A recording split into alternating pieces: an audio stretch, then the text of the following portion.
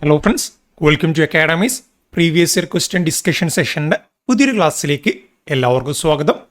നമ്മൾ ഇന്ന് ഡിസ്കസ് ചെയ്യാൻ വേണ്ടി പോകുന്നത് നമ്മുടെ ഇന്ത്യൻ പൊളിറ്റിയുമായിട്ട് ബന്ധപ്പെട്ട ഭരണഘടനയിലെ റീസെൻ്റായിട്ട് SSC-CGL പരീക്ഷയ്ക്ക് വളരെ റീസെൻ്റായിട്ട് നടന്ന SSC-CGL പരീക്ഷയ്ക്ക് ചോദിച്ചിട്ടുള്ള ചോദ്യങ്ങളാണ്.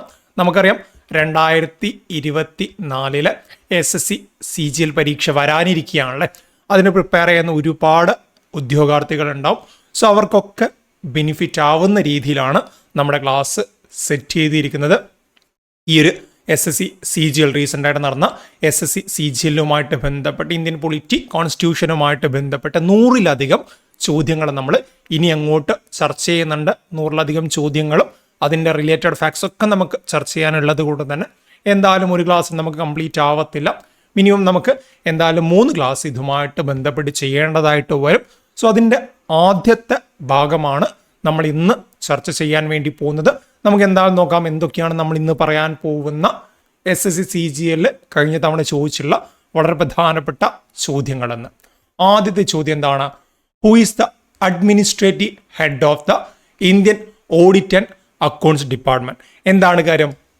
നമ്മുടെ ഇന്ത്യയുടെ ഓഡിറ്റ് ആൻഡ് അക്കൗണ്ട്സ് ഡിപ്പാർട്ട്മെന്റിന്റെ അഡ്മിനിസ്ട്രേറ്റീവ് ഹെഡ് അല്ലെങ്കിൽ ഭരണത്തലവൻ ആര് എന്നാണ് ചോദ്യം വന്നിട്ടുള്ളത്. ഓക്കെ, നമുക്ക് ഓഡിറ്റ് ആൻഡ് അക്കൗണ്ട്സ് ഡിപ്പാർട്ട്മെന്റ് എന്ന് പറയുന്ന സമയത്ത് തന്നെ നമ്മുടെ മനസ്സിൽ വരുന്നൊരു പേരുണ്ടാവും അല്ലേ. ആ ഒരു പേര് ഒരു ഓപ്ഷൻ ഉണ്ട് നോക്കാലോ. ആരാണ്? Accountant general. അങ്ങനെയുള്ള കാര്യം നമ്മൾ കാര്യമായിട്ട് കേൾക്കാറില്ല. പൊളിറ്റി പഠിക്കുന്ന സമയത്ത് എന്താണ് കാര്യമായിട്ട് അതുപോലുള്ള പേരുകൾ കേൾക്കാറില്ല. അതുപോലെ principal accountant general, director general. 4ാമത്തെ ഓപ്ഷൻ എന്താണ്? The comptroller and auditor general. ഇത് നമ്മൾ ഇന്ത്യൻ പൊളിറ്റിയുമായിട്ട് കേൾക്കുന്ന ഒരു ടേം അല്ല, അല്ലെങ്കിൽ കേൾക്കുന്ന ഒരു സ്ഥാനമല്ലേ. CAG എന്നൊക്കെ കേട്ടില്ലേ നിങ്ങൾ? CAGയുടെ ഫുൾ ഫോം ആണ് കംട്രോളർ ആൻഡ് ഓഡിറ്റർ ജനറൽ. എല്ലാവർക്കും അറിയുന്ന കാര്യം തന്നെയാണല്ലേ. സോ ഇവിടെ ഉത്തരം എന്താണ്? ഇവിടെ ഉത്തരം വരുന്നത് CAG അഥവാ കംട്രോളർ ആൻഡ് ഓഡിറ്റർ ജനറൽ ആണ്. ഓക്കെ, ഇന്ത്യയുടെ ഈ പറയുന്ന ഓഡിറ്റ് ആൻഡ് അക്കൗണ്ട്സ് ഡിപ്പാർട്ട്മെന്റുമായിട്ട് ബന്ധപ്പെട്ട് അതിന്റെ അഡ്മിനിസ്ട്രേറ്റീവ് ഹെഡ് ആരാണ്?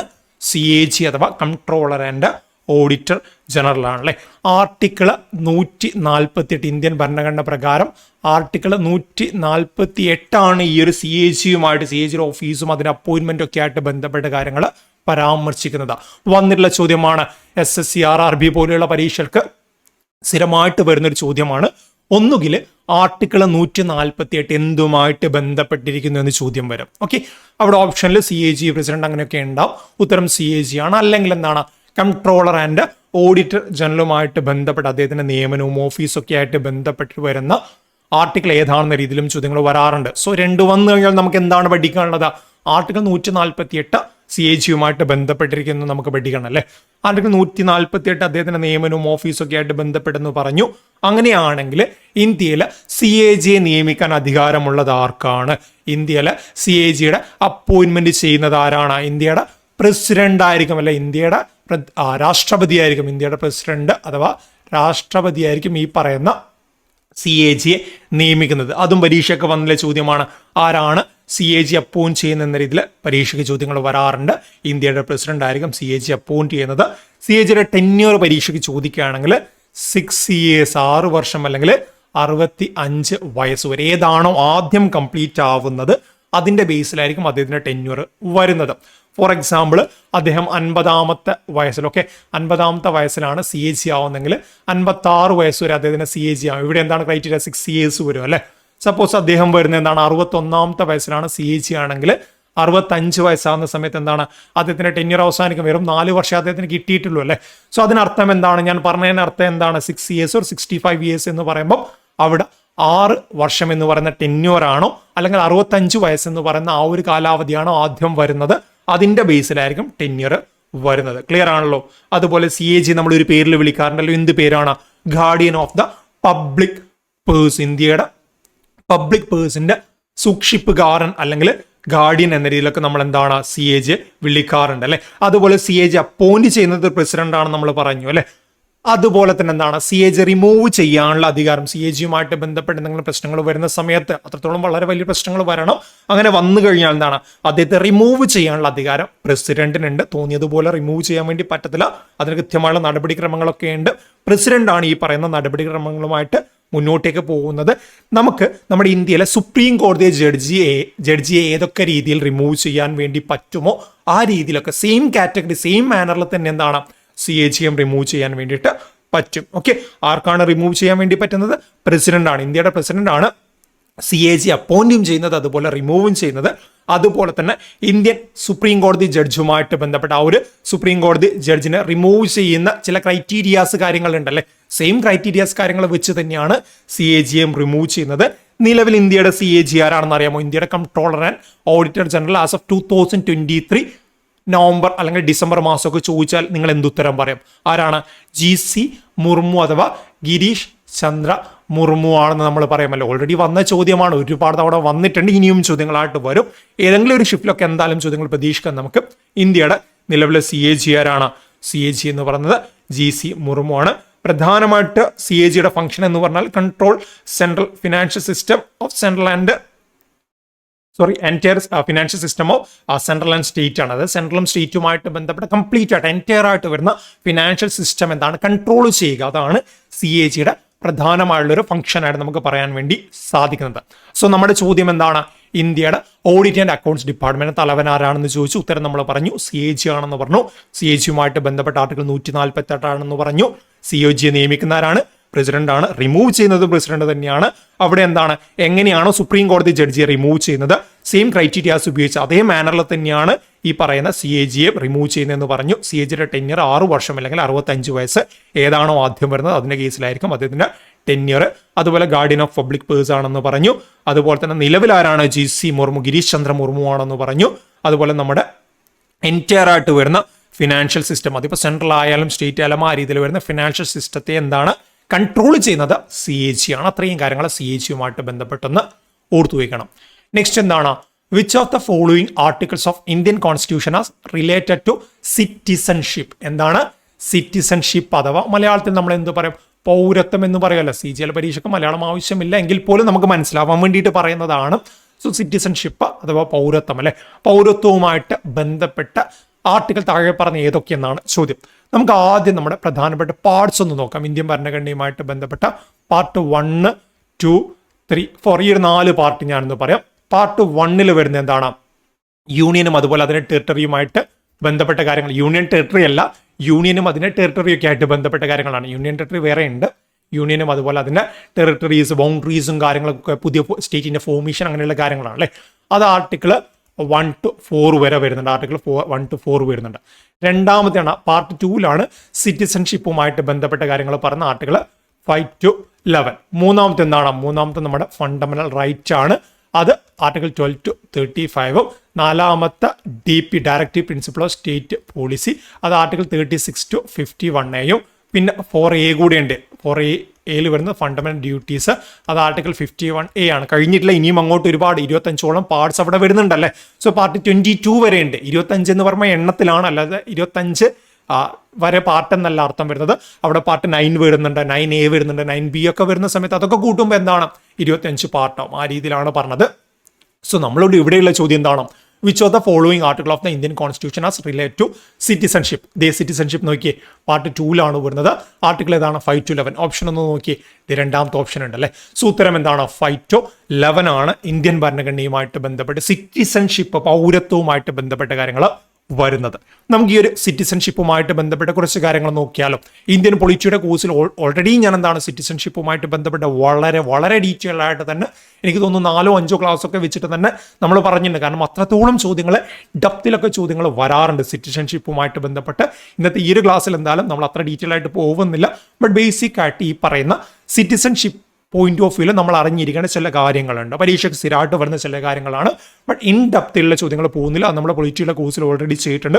നമുക്ക് നോക്കാം. ഓൾറെഡി പറഞ്ഞതുപോലെ പാർട്ട് 2 ആർട്ടിക്കിൾ 5 to 11 വരെയാണ് ഈ പറയുന്ന സിറ്റിസൺഷിപ്പ് വരുന്നത് അല്ലേ. നമ്മുടെ ഇന്ത്യയുടെ പോയിന്റ് ഓഫ് വ്യൂവിൽ ഒരു ഇന്ത്യൻ പൗരന് എത്ര രാജ്യങ്ങളുടെ സിറ്റിസൺഷിപ്പ് സ്വീകരിക്കാം? എത്ര രാജ്യങ്ങളുടെയാണ്? മറ്റൊരു രാജ്യത്തിനും പറ്റത്തില്ല അല്ലേ. നമ്മൾ ഇന്ത്യൻ സിറ്റിസൺ എന്ന് പറയുമ്പോൾ എന്താണ്? ഇന്ത്യൻ സിറ്റിസൺ എന്ന് പറയുമ്പോൾ ആ ഒരു രാജ്യത്തിനെ മാത്രമേ നമുക്ക് പറ്റത്തുള്ളൂ. അല്ലാതെ അമേരിക്ക പോലെ എന്താണ് ഓരോരോ സ്റ്റേറ്റ്സുമായിട്ട് ബന്ധപ്പെട്ട് എന്താണ് അവിടെ സെപ്പറേറ്റ് ആയിട്ട് നമ്മൾ എവിടെയാണോ നമ്മുടെ ജന്മസ്ഥലം അവിടെ വെച്ചിട്ടൊരു സിറ്റിസൺഷിപ്പ്, US ഒരു സിറ്റിസൺഷിപ്പ് എന്ന രീതിയിൽ വരുന്നില്ല അല്ലേ. നമ്മൾ എന്താണ് നമ്മളിപ്പോൾ കേരളത്തിൽ ജനിച്ചെന്ന് കരുതിയിട്ട് കേരളത്തിലെ പൗരൻ എന്ന രീതിയിൽ വരുന്നുണ്ടോ? ഒരിക്കലും ഇല്ല. കേരള പൗരൻ അതുപോലെ തമിഴ്നാട് പൗരൻ ഒന്നും വരുന്നില്ല. ഇന്ത്യയുടെ സിറ്റിസൺ എന്നൊരു ലേബലിൽ മാത്രമാണ് നമ്മൾ അറിയപ്പെടുന്നത്. സോ എന്താണ് നമ്മുടെ ഏകപൗരത്വമാണ് ഇന്ത്യക്ക്. എന്താണ് ഇന്ത്യക്കുള്ളത്? സിംഗിൾ സിറ്റിസൺഷിപ്പാണ്. ഓക്കെ, സിംഗിൾ സിറ്റിസൺഷിപ്പാണ് ഇന്ത്യക്ക് വരുന്നത്.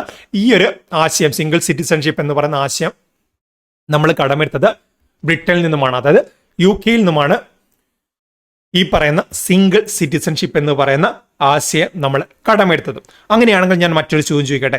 ഇന്ത്യയിൽ ഈ പറയുന്ന പൗരത്വം, സിറ്റിസൺഷിപ്പ്, ഭരണഘടനയിൽ ഓൾറെഡി കാര്യങ്ങൾ പറയുന്നുണ്ട്. ബട്ട് എങ്ങനെ സിറ്റിസൺഷിപ്പ് നേടാമെന്നോ അത് ഏതൊക്കെ രീതിയിൽ നഷ്ടപ്പെടാമെന്നൊന്നും ഡീറ്റെയിൽ ആയിട്ട് ഭരണഘടനയിൽ പറയുന്നില്ല.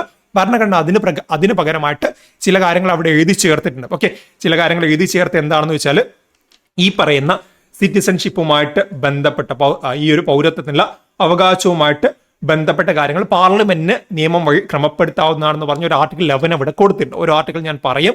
സോ ആർട്ടിക്കിൾ 11 പ്രകാരം എന്താണ് ഈ പറയുന്ന അധികാരങ്ങൾ ഏത് രീതിയിലൊക്കെ പൗരത്വവുമായിട്ട് ബന്ധപ്പെട്ട കാര്യങ്ങൾ മാറ്റം വരുത്താം, അതിന് നിയമങ്ങൾ പാർലമെന്റിൽ അധിഷ്ഠിതമാണ്, പാർലമെന്റ് നിയമനിർമ്മാണം നടത്താം എന്ന് പറഞ്ഞിട്ട് കോൺസ്റ്റിറ്റ്യൂഷൻ ഒരു ആർട്ടിക്കിൾ 11 അവിടെയും കൊടുത്തിട്ടുണ്ട്. അതായത് ചുരുക്കി പറഞ്ഞാൽ നമ്മുടെ ഇന്ത്യൻ ഭരണഘടനയിൽ സിറ്റിസൺഷിപ്പുമായിട്ട് ബന്ധപ്പെട്ട് കാര്യമുള്ള കാര്യങ്ങളൊന്നും പറയുന്നില്ല. അവിടെ എന്താണ് ഏത് രീതിയിൽ നമുക്ക് ഒരു ഇന്ത്യൻ സിറ്റിസൺ ആവാമെന്നോ എന്തൊക്കെ നമ്മൾ ചെയ്തു കഴിഞ്ഞാൽ നമ്മുടെ ഭാഗത്ത് എന്തൊക്കെ തെറ്റുകൾ വന്നാൽ നമുക്ക് പൗരത്വം നഷ്ടപ്പെടാമെന്നൊന്നും ഈ ഭരണഘടനയിൽ പറയുന്നില്ല. ജസ്റ്റ് സിറ്റിസൺഷിപ്പുമായിട്ട് ബന്ധപ്പെട്ട വളരെ കുറച്ച് കാര്യങ്ങൾ മാത്രമേ ഇവിടെ പറയുന്നുള്ളൂ. സോ ഞാൻ ചോദിച്ചു വന്ന ചോദ്യം ഇതായിരുന്നില്ല. ഇന്ത്യയിൽ ഈ പറയുന്ന സിറ്റിസൺഷിപ്പ്, പൗരത്വം അനുവദിക്കുന്നത് ആരാണ്? നിങ്ങൾ ഇന്ത്യൻ പൗരനാണെന്ന് സാക്ഷ്യപ്പെടുത്താനുള്ള അധികാരം ആർക്കാണ് വരുന്നത്? പാർലമെന്റുമായിട്ട് ബന്ധപ്പെട്ട കേന്ദ്ര ആഭ്യന്തര മന്ത്രാലയത്തിനാണ്, മിനിസ്ട്രി ഓഫ് ഹോം അഫയേഴ്സിനാണല്ലേ. ആർക്കാണ്? മിനിസ്ട്രി ഓഫ് ഹോം അഫയേഴ്സ്, നമ്മൾ MHA എന്ന് പറയും. മിനിസ്ട്രി ഓഫ് ഹോം അഫയേഴ്സിനാണ് ഈ പറയുന്ന അധികാരം വരുന്നത്. നമ്മൾ ഒരു ഇന്ത്യൻ പൗരനാണെന്ന് സാക്ഷ്യപ്പെടുന്ന, ഇന്ത്യയിലെ പൗരത്വം അനുവദിക്കുന്നത് കേന്ദ്ര ആഭ്യന്തര മന്ത്രാലയം അല്ലെങ്കിൽ മിനിസ്ട്രി ഓഫ് ഹോം അഫയേഴ്സ് ആണല്ലേ. അതുപോലെ തന്നെ പൗരത്വവുമായിട്ട് ബന്ധപ്പെട്ട കാര്യങ്ങൾ വ്യവസ്ഥ ചെയ്യാൻ വേണ്ടിയിട്ട് നമ്മുടെ കോൺസ്റ്റിറ്റ്യൂഷൻ പാർലമെന്റിനെയാണ് അധികാരപ്പെടുത്തിയിരിക്കുന്നത്. അതിന്റെ ഭാഗമായിട്ട് 1955 ഒരു നിയമവും പാസ്സാക്കിയിട്ടുണ്ട്. ഈ നിയമമൊക്കെ വളരെ ഡീറ്റെയിൽ ആയിട്ട് തന്നെ പൊളിറ്റിയുടെ ക്ലാസ്സിൽ, പുതിയ ക്ലാസ്സിൽ, പഴയ ക്ലാസ്സല്ല പറയുന്നത്, പുതിയ അപ്ഡേറ്റ് ആയിട്ട് നമ്മുടെ ഇന്ത്യൻ പൊളിറ്റിയുമായിട്ട് ബന്ധപ്പെട്ട വളരെ റീസെന്റ് ആയിട്ട് ക്ലാസ് നമ്മൾ കൈകാര്യം ചെയ്തിട്ടുണ്ടല്ലേ. അവിടെ ഡീറ്റെയിൽ ആയിട്ട് ഓരോരോ കാര്യങ്ങൾ പറയുന്നുണ്ട്. 1955 പൗരത്വ നിയമവുമായിട്ട് അതിന്റെ ഭേദഗതി അടക്കം നമ്മൾ ചർച്ച ചെയ്യുന്നുണ്ടല്ലേ. സോ ആ ഒരു 1955 ഒരു നിയമം പാർലമെന്റ് പാസ്സാക്കിയിട്ട് അവിടെ പറയുന്നുണ്ട് ഇന്ത്യയുടെ സിറ്റിസൺഷിപ്പുമായിട്ട് ബന്ധപ്പെട്ട കാര്യങ്ങൾ ഡീറ്റെയിൽ ആയിട്ട് തന്നെ അവിടെ ചർച്ച ചെയ്യുന്നുണ്ട്. ഓക്കെ, ആ ഒരു കാര്യങ്ങൾ ഓർമ്മയുണ്ടാകുമെന്ന് വിചാരിക്കുന്നു. നമ്മൾ ഡീറ്റെയിൽ ആയിട്ട് തന്നെ ക്ലാസ്സിൽ ചർച്ച ചെയ്ത കാര്യങ്ങളാണ് അതൊക്കെ. ഓക്കെ, ക്ലിയർ ആണല്ലോ അത്രയും കാര്യങ്ങൾ? അങ്ങനെയാണെങ്കിൽ ഇവിടെ കുറച്ച് കാര്യങ്ങൾ കൂടെ നമുക്ക് പറയാനുണ്ട്. ആർട്ടിക്കിൾ 5 to 11 എന്നിവിടെ പറഞ്ഞിട്ടുണ്ടല്ലോ. ആർട്ടിക്കിൾ 5 എന്താണ് ചർച്ച ചെയ്യുന്നത്? ആർട്ടിക്കിൾ 5 ഇന്ത്യൻ ഭരണഘടനയുമായിട്ട് ബന്ധപ്പെട്ട ആർട്ടിക്കിൾ 5 എന്താണ് ചർച്ച ചെയ്യുന്നത്? ഭരണഘടന നിലവിൽ വന്ന സമയത്ത്, അതായത് 1950 ജനുവരി 26 അല്ലെ, ആ സമയത്ത് ഉണ്ടായിരുന്ന ഇന്ത്യൻ പൗരന്മാരെ കുറിച്ചിട്ടാണ് ആർട്ടിക്കിൾ 5 പറയുന്നത്. അത് ഭരണഘടന 1950 ജനുവരി 26 ആ ഒരു സമയത്ത് ഇന്ത്യയിൽ ഉണ്ടായിരുന്ന പൗരന്മാർ, ഇന്ത്യയുടെ ഭാഗമായിരുന്ന പൗരന്മാർ, അതായത് അവർ പാകിസ്ഥാനിലും പോയിട്ടില്ല, മറ്റു രാജ്യങ്ങളിലും പോയിട്ടില്ല, ഇന്ത്യയുടെ ഭാഗമായിട്ട് തന്നെ ഇന്ത്യയുടെ പൗരന്മാരായിട്ട് ഉണ്ടായിരുന്ന ആളുകളെ കുറിച്ചിട്ട് ആർട്ടിക്കിൾ 5 പറയുന്നെങ്കിൽ ആർട്ടിക്കിൾ 6 എന്താണ് പറയുന്നത്? പാകിസ്ഥാനിൽ നിന്നും ഇന്ത്യയിലേക്ക് കുടിയേറി വന്ന പൗരന്മാർ എന്താണ്? അവര് പാർട്ടീഷന് ശേഷം ഇതുമായിട്ട് ബന്ധപ്പെട്ട് പാകിസ്ഥാനിൽ നിന്നാണ്, പാകിസ്ഥാൻ ആൾക്കാരായിരുന്നു, അവർ ഇന്ത്യയിലേക്ക് കുടിയേറി വന്നു അല്ലെ. ഓൾറെഡി പാകിസ്ഥാന്റെ ഭാഗമായിരുന്ന ആളുകൾ എന്താണ് പിന്നീട് ഇന്ത്യയിലേക്ക് കുടിയേറി വന്നു. അവരുമായിട്ട് ബന്ധപ്പെട്ടതാണ് ആർട്ടിക്കിൾ 6. അവരുമായിട്ട് ബന്ധപ്പെട്ട കാര്യങ്ങൾ പറയുന്നതാണ് ആർട്ടിക്കിൾ 6 എങ്കിൽ ആർട്ടിക്കിൾ 7 സെയിം ഇതുപോലെ പാകിസ്ഥാനുമായിട്ട് ബന്ധപ്പെട്ട് വന്ന ആളുകൾ തന്നെയാണ്. ബട്ട് 1947 ശേഷം എന്താണ് ഈ ഒരു ആൾക്കാർ പാകിസ്ഥാനിലേക്ക് പോവുകയും പിന്നീട് ഇന്ത്യയിലേക്ക് തിരിച്ചെത്തുകയും ചെയ്തു. ആർട്ടിക്കിൾ 5 പറയുന്നത് ഓൾറെഡി ഇന്ത്യയുടെ ഭാഗമായിട്ടുണ്ടായിരുന്ന ആളുകൾ തന്നെയാണ്. ആർട്ടിക്കിൾ 6 പറയുന്നത് പാകിസ്ഥാന്റെ ഭാഗമായിരുന്ന ആളുകൾ ഇന്ത്യയുടെ ഭാഗമായിട്ട് മാറുന്നു. ആർട്ടിക്കിൾ 7 എന്താണ്? ഒരു കാലയളവിൽ 1947 അവരെന്താണ് പാകിസ്ഥാനിലേക്ക് പോവുകയും പിന്നീട് ഇന്ത്യയിലേക്ക് തിരിച്ചു വരികയും ചെയ്തു അല്ലെ. അതാണ് ആർട്ടിക്കിൾ 7 പറയുന്നത്. ഇനി എന്താണ് ആർട്ടിക്കിൾ 8 പറയുന്നത്? എന്താണെന്ന് വെച്ചാൽ ആർട്ടിക്കിൾ 8 പറയുന്നത്, നോട്ട് ചെയ്യണം, ഞാൻ ഈ പറയുന്ന കാര്യങ്ങൾ ഇവിടെ ഞാൻ കൊടുക്കുന്നില്ല, നിങ്ങൾ പിന്നും പേപ്പർ എടുത്ത് നോട്ട് ചെയ്യണം. ഞാൻ കുറച്ച് ഫാസ്റ്റായിട്ട് പറഞ്ഞു, നിങ്ങൾക്ക് മനസ്സിലായിട്ടില്ലെങ്കിൽ ഒന്നുകൂടെ ബാക്ക് അടിച്ച് കേട്ടിട്ട് നോട്ട് ചെയ്താൽ മതി. ഓക്കെ, ആർട്ടിക്കിൾ 8 എന്താണ് പറയുന്നത്? ഇന്ത്യയിൽ ജനിക്കുകയും അതുപോലെ എന്താണ് ഇന്ത്യയിൽ ജനിക്കുകയും ഇന്ത്യക്ക് വെളിയിൽ താമസിക്കുകയും ചെയ്യുന്ന ആളുകൾക്ക് ഇന്ത്യയുടെ പൗരത്വം വേണമെന്ന് തോന്നുകയാണെങ്കിൽ അവർക്ക് പൗരത്വം നൽകുന്നതുമായിട്ട് ബന്ധപ്പെട്ട കാര്യങ്ങളാണ് ആർട്ടിക്കിൾ 8 പറയുന്നത്. എന്താണ്? ഇന്ത്യയിൽ ജനിക്കുകയും ഇന്ത്യക്ക് വെളിയിൽ താമസിക്കുകയും ചെയ്യുന്ന ആളുകളുടെ പൗരത്വവുമായിട്ട് ബന്ധപ്പെട്ട കാര്യങ്ങൾ ആർട്ടിക്കിൾ 8 പറയുന്നു. ഇനി ആർട്ടിക്കിൾ 9 പറയുന്ന വളരെ പ്രധാനപ്പെട്ട കാര്യമാണ്, ഒരുപാട് നമ്മൾ ചോദിച്ചിട്ടുണ്ട് ആർട്ടിക്കിൾ 9 ബന്ധപ്പെട്ട കാര്യങ്ങൾ. അതായത് വിദേശ പൗരത്വം മനഃപൂർവ്വം സ്വീകരിക്കുന്ന ഒരാൾക്ക് ഇന്ത്യൻ പൗരനായി തുടരാൻ വേണ്ടി പറ്റില്ല എന്ന് പറയുന്ന ആർട്ടിക്കിളാണ് ആർട്ടിക്കിൾ 9. ഒരുപാട് തവണ ചോദിച്ചിട്ടുണ്ട്. വിദേശ പൗരത്വം എന്താണ്? മനഃപൂർവ്വം ഇന്ത്യൻ സിറ്റിസൺ ആയിരിക്കെ അദ്ദേഹം എന്താണ് വിദേശ പൗരത്വം മനഃപൂർവ്വം സ്വന്തം ഇഷ്ടപ്രകാരം സ്വീകരിച്ചാൽ അദ്ദേഹം ഇന്ത്യൻ പൗരൻ എന്ന് പറയുന്ന ആ ഒരു അംഗീകാരം നഷ്ടമാവും. അതുപോലെ ആർട്ടിക്കിൾ 10 പറയുന്ന ഈ പറയുന്ന സിറ്റിസൺഷിപ്പുമായിട്ട് ബന്ധപ്പെട്ട കാര്യങ്ങൾ, നമ്മൾ മുന്നേ പറഞ്ഞ സിറ്റിസൺഷിപ്പുമായിട്ട് ബന്ധപ്പെട്ട കാര്യങ്ങളുടെ അവകാശ തുടർച്ചയാണ് ആർട്ടിക്കിൾ 10 പറയുന്നത്. ആർട്ടിക്കിൾ 11 ഓൾറെഡി ഞാൻ ചർച്ച ചെയ്യേണ്ടല്ല. എന്തായിരുന്നു ആർട്ടിക്കിൾ 11? പൗരത്വത്തിനുള്ള അവകാശം പാർലമെന്റിന് നിയമം വഴി ക്രമപ്പെടുത്താമെന്ന് ആർട്ടിക്കിൾ 11 പറഞ്ഞു.